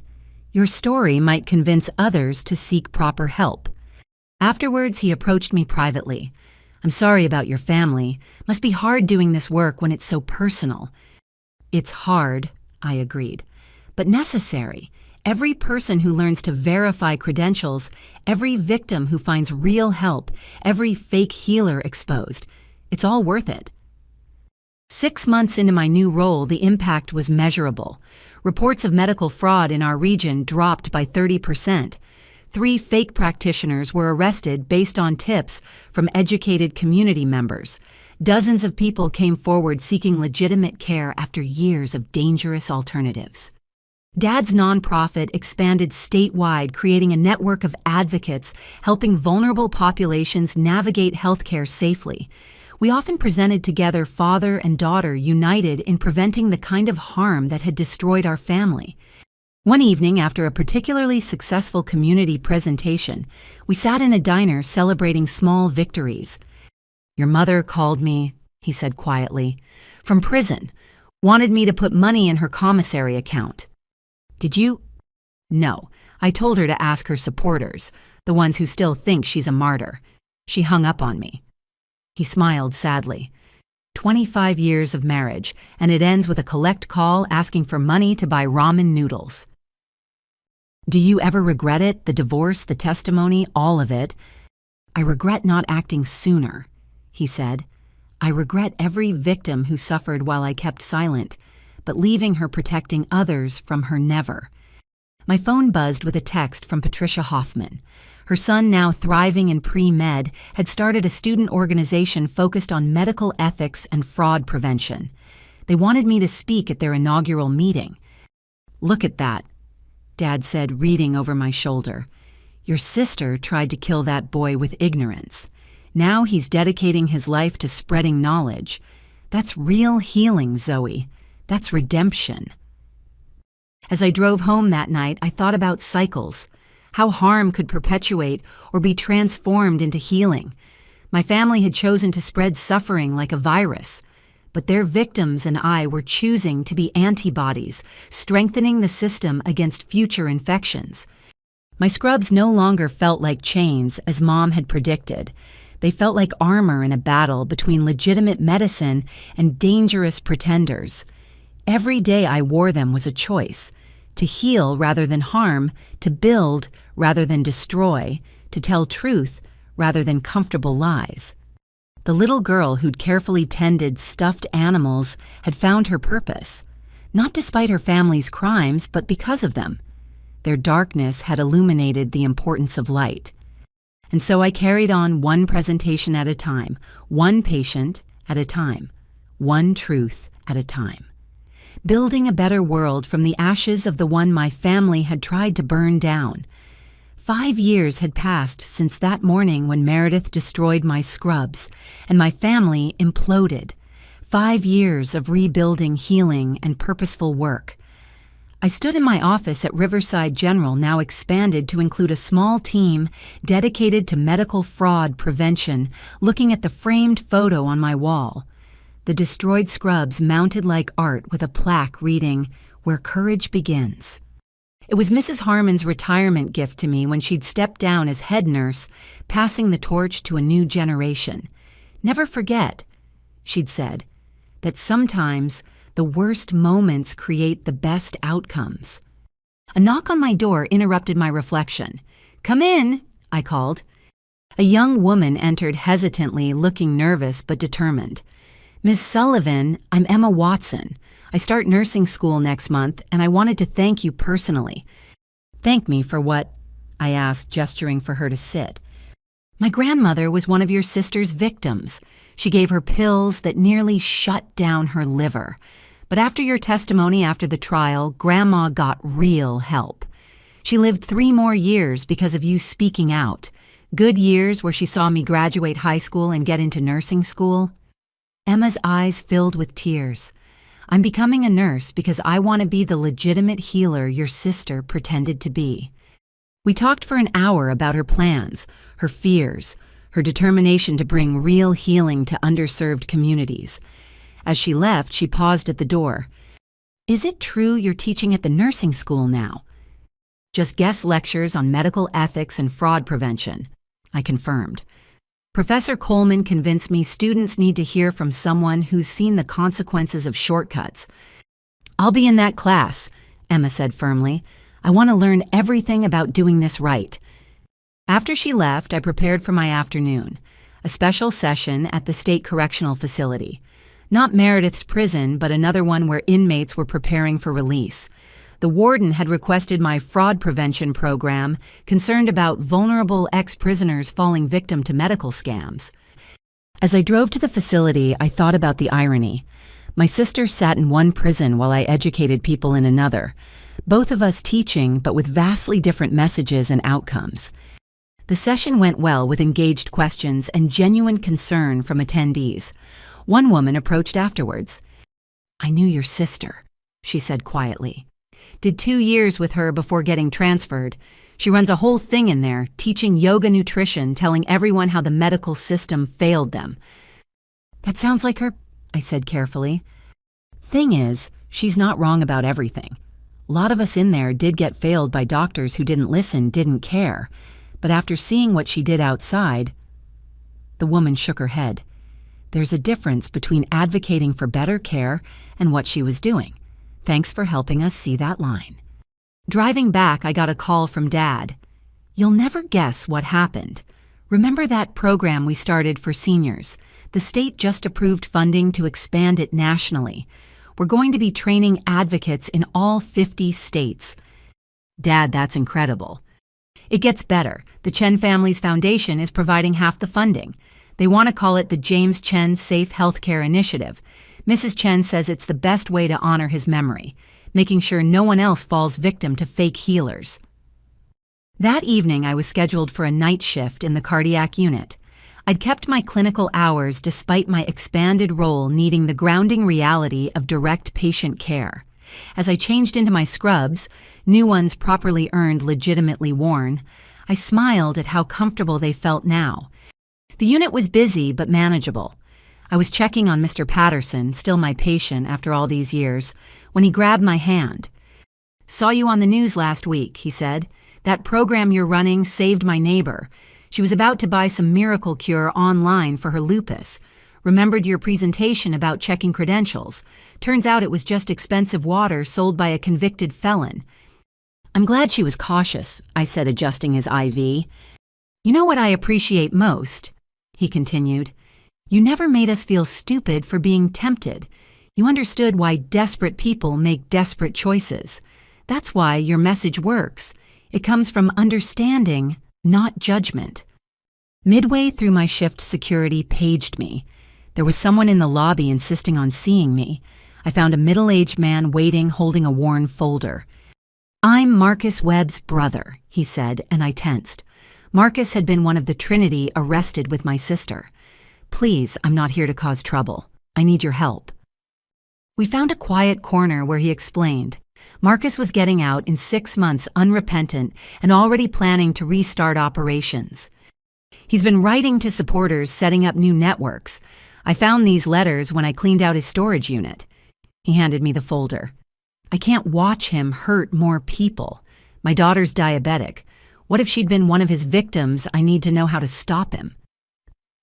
I spent an hour walking him through reporting procedures, connecting him with Detective Washington, now heading a federal medical fraud task force, and assuring him that choosing justice over family loyalty wasn't betrayal. It was protection. "Your testimony inspired me," he said as he left. "Seeing you stand up there telling the truth about your own sister, it gave me courage to do the same." Near the end of my shift, I received an unexpected email. The sender was listed as Federal Correctional Institution Coleman, where Meredith was housed, but it wasn't from her. "Dear Miss Sullivan, I am the warden at FCI Coleman where your sister is incarcerated. I'm writing regarding a situation that requires your awareness, though not your action. Your sister has been teaching health classes to fellow inmates. Initially, we allowed this as it seemed harmless. Yoga, nutrition, general wellness. However, we've discovered she's been providing medical advice, diagnosing conditions, and suggesting treatments using commissary items as medications. 3 inmates have required medical intervention after following her advice. One woman treated a skin infection with a paste made from coffee and toothpaste, resulting in sepsis. Another stopped taking prescribed psychiatric medication on your sister's advice, leading to a severe psychotic episode. We've banned her from any health-related activities and placed restrictions on her commissary access. However, she continues to find ways to spread her dangerous ideas. I'm informing you not because you bear any responsibility, but because you've become a nationally recognized advocate against medical fraud. We're implementing your prevention program here, hoping to counter your sister's influence. I want you to know that your work is saving lives even in places you might not expect. The inmates who attended your presentation last month were the ones who reported your sister's dangerous activities. Keep fighting the good fight. Sincerely, Warden Patricia Holbrook. I sat with the email for a long time. Even in prison, Meredith couldn't stop. The compulsion to play doctor to endanger others while claiming to help ran too deep. But now there were systems in place to stop her voices, empowered to speak up people who recognized the danger because of education programs I'd helped create. My phone buzzed with a text from Mom's former friend, Diane Morrison. Wanted you to know. I'm volunteering with your dad's program now, teaching others to spot fraud. It's my way of making amends for enabling them. Your mother would hate it, which makes it even more satisfying. The next morning, exhausted from my shift but energized by purpose, I attended the monthly meeting of the James Chen Foundation. The board had asked me to present on expanding fraud prevention into rural communities where isolation and limited medical access made people especially vulnerable. We need community champions, I explained. Local trusted voices who can spread awareness, churches, community centers, libraries, anywhere people gather and share information. Like your mother used to do, but in reverse, one board member observed. Exactly. We're using the same networks that spread harm to now spread protection. After the meeting, Mrs. Chen pulled me aside. James would have been so proud of this, taking something terrible and transforming it into something that saves lives. That's real healing, Zoe. That afternoon, I had a session with my therapist, something I'd maintained throughout the years, processing the ongoing grief and complicated emotions of losing family to their own choices. I got another letter from Meredith. I told Dr. Martinez. Haven't opened it yet. What stops you? Knowing it'll either be manipulation disguised as apology or rage disguised as righteousness. There's no version where she takes real responsibility. And your mother. Radio silence for 2 years now. Dad heard she's in solitary after trying to organize a prisoner revolt against medical treatment. Apparently, she convinced a dozen women to refuse their medications. How does that make you feel? I considered the question. Sad, but not surprised. They're committed to their delusions even when reality is literally concrete walls and federal charges. But mostly, I feel free. Free to focus on the living rather than mourning the functionally dead. That weekend, I attended Emma Watson's white coat ceremony as she officially began nursing school. Watching her receive that symbol of medical professionalism, I remembered my own ceremony years ago. How proud I'd been how Meredith had refused to attend, claiming it celebrated conformity. Now I understood it celebrated commitment. Commitment to knowledge over intuition, to ethics, over ego, to patience over shortcuts. Everything my sister had rejected in favor of playing pretend with people's lives. Professor Coleman, though retired, still attended these ceremonies. She found me after the event. 63 students this year, she said. The largest class we've ever had. The admissions essays referenced your story repeatedly. Young people who want to be real healers because they saw what fake ones do.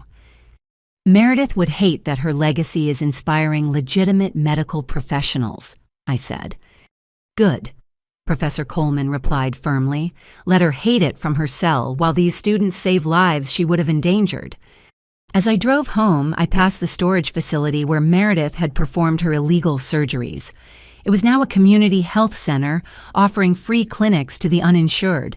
The Chen Foundation had purchased and transformed it, turning a site of harm into one of healing. Inside my apartment, I looked at the wall of thank you cards from people whose lives had been saved by fraud prevention programs. Hundreds of them, each representing someone who hadn't fallen victim to predators like my family. My phone showed 3 missed calls from an unknown number with the prison area code. Meredith probably finding ways around communication restrictions. I blocked the number without listening to voicemails. Some bridges once burned provided light for others to see by. My family had torched every connection with their crimes, but that fire now illuminated the path for others to avoid similar dangers. I opened my laptop to work on next week's presentation, this time for high school students, catching them early before desperation or ignorance made them vulnerable. The cycle of education would continue rippling outward, each informed person potentially saving dozens of others. As I typed, I thought about little Zoe carefully checking her stuffed animal symptoms, methodically giving them pretend medicine. That child's instinct for careful, systematic care had survived everything. Family betrayal, public trial, ongoing harassment from alternative healers' supporters. She'd grown up to be exactly what she'd pretended to be: a healer, a real one who understood that true medicine required humility, knowledge, and an oath to first do no harm. Somewhere in a federal prison, Meredith was probably diagnosing fellow inmates with coffee ground readings and prescription toothpaste. Still certain she was a misunderstood genius, still causing harm while claiming heroism. But for every person she might endanger, hundreds more were learning to protect themselves. The truth had won, even if she'd never admit it. I smiled, saved my presentation, and got ready for bed. Tomorrow brought another shift, another opportunity to practice real medicine, another chance to teach others the difference between healing and harming. My scrubs hung ready in the closet, not chains as Mom had predicted, but wings. Wings that let me soar above the wreckage of my family's choices to help others avoid similar crashes. The little girl with the toy stethoscope had kept her promise to heal, even if it meant healing wounds her own family had inflicted on the world. Especially then. Epilogue. 10 years after the trial. I stood before a packed auditorium at the National Healthcare Fraud Prevention Summit, the keynote speaker for an event that would have been unimaginable a decade ago. Behind me, a screen showed statistics: medical fraud down 60% nationally, thousands of lives saved, millions in prevented losses. 10 years ago, my sister was sentenced to life in prison for running a medical fraud network that killed at least 4 people and harmed hundreds. I began. Today, the programs born from that tragedy have saved countless lives, not because one person stood up, but because thousands joined the fight for truth in medicine. In the audience, I spotted familiar faces. Detective Washington, now retired, but consulting on fraud prevention. Several of Meredith's former victims, now advocates themselves. Dad, gray-haired but proud, running a national organization that had protected thousands of elderly people from medical predators. Even Emma Watson was there now, a practicing nurse who specialized in treating underserved populations, bringing real medicine to people who might otherwise fall prey to charlatans. After my speech, a young man approached. "Miss Sullivan, I'm James Chen, Jr. I was 7 when your sister killed my father." I braced myself, but he smiled. "I wanted to thank you. Your testimony, your work. It's helped me understand that my dad's death wasn't meaningless. It sparked a movement that saved so many others. I'm in medical school now. I'm going to be the doctor my dad needed, one who understands why people fear traditional medicine and helps bridge that gap safely." As the summit concluded, my phone buzzed with a notification. Another letter from Meredith through the prison email system. After 10 years, she still wrote monthly, though I'd long stopped reading them. This time, something made me open it. "Zoe, the warden says I have cancer. Ironic, isn't it? The system I rejected now holds my life in its hands. They want to start chemotherapy. The old me would have refused, demanded alternatives, seen it as persecution. But 10 years is a long time to sit with consequences. 10 years of watching women I advised suffer because they trusted me over trained professionals. 10 years of your program spreading saving people I might have killed. I won't ask for forgiveness. We both know that bridge burned long ago. But I wanted you to know I'm accepting the treatment. Real medicine from real doctors. Maybe it's too late for my body, but not for my soul. You were right. About all of it. I was so desperate to be special that I became dangerous. So convinced of my gifts that I ignored the graves they filled. Take care of Dad. Tell the victims I'm sorry if that matters from someone who took so long to mean it. Your sister Meredith. P.S. They let me read about your work. Proud isn't the right word from someone who tried to destroy you, but maybe in the end my darkness helped create your light. If so, then perhaps something good came from all this evil. I sat with the letter for a long time. After a decade of delusion, reality had finally broken through. Too late to undo the harm, but perhaps not too late for her own peace. I forwarded it to Dad, who called immediately. Do you believe it's genuine? He asked. Does it matter the victims are still harmed, the dead still gone? But if she's finally accepting real medicine, maybe others in her sphere of influence will too. That evening at the summit's closing gala, I received an award I'd never expected, the Healthcare Integrity Lifetime Achievement Award. Standing at the podium looking out at hundreds of people dedicated to preventing medical fraud, I thought about how far we'd all come. This award doesn't belong to me, I said. It belongs to every victim who found their voice, every family who chose justice over comfortable lies, every healthcare worker who maintained standards despite easier paths. It belongs to James Chen and Mrs. Rodriguez, and everyone harmed by those who confused conviction with competence. My sister once said I'd never understand her mission. She was wrong. I understand it perfectly. She wanted to be special, to be needed, to have power over vulnerable people. What I'll never understand is choosing that over the hard, humble work of real healing. But from her crimes came this movement. From her victims came advocates. From her darkness came illumination about how predators operate and how to stop them. She gave us the perfect example of what not to be, and thousands have chosen better paths because of it. So tonight we celebrate not just prevention, but transformation.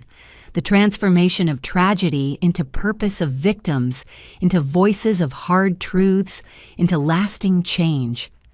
That's the real healing my sister never understood, taking poison and making it medicine for others. The applause was thunderous, but what moved me most were the tears on faces of those who'd been harmed and had chosen to help others avoid the same fate.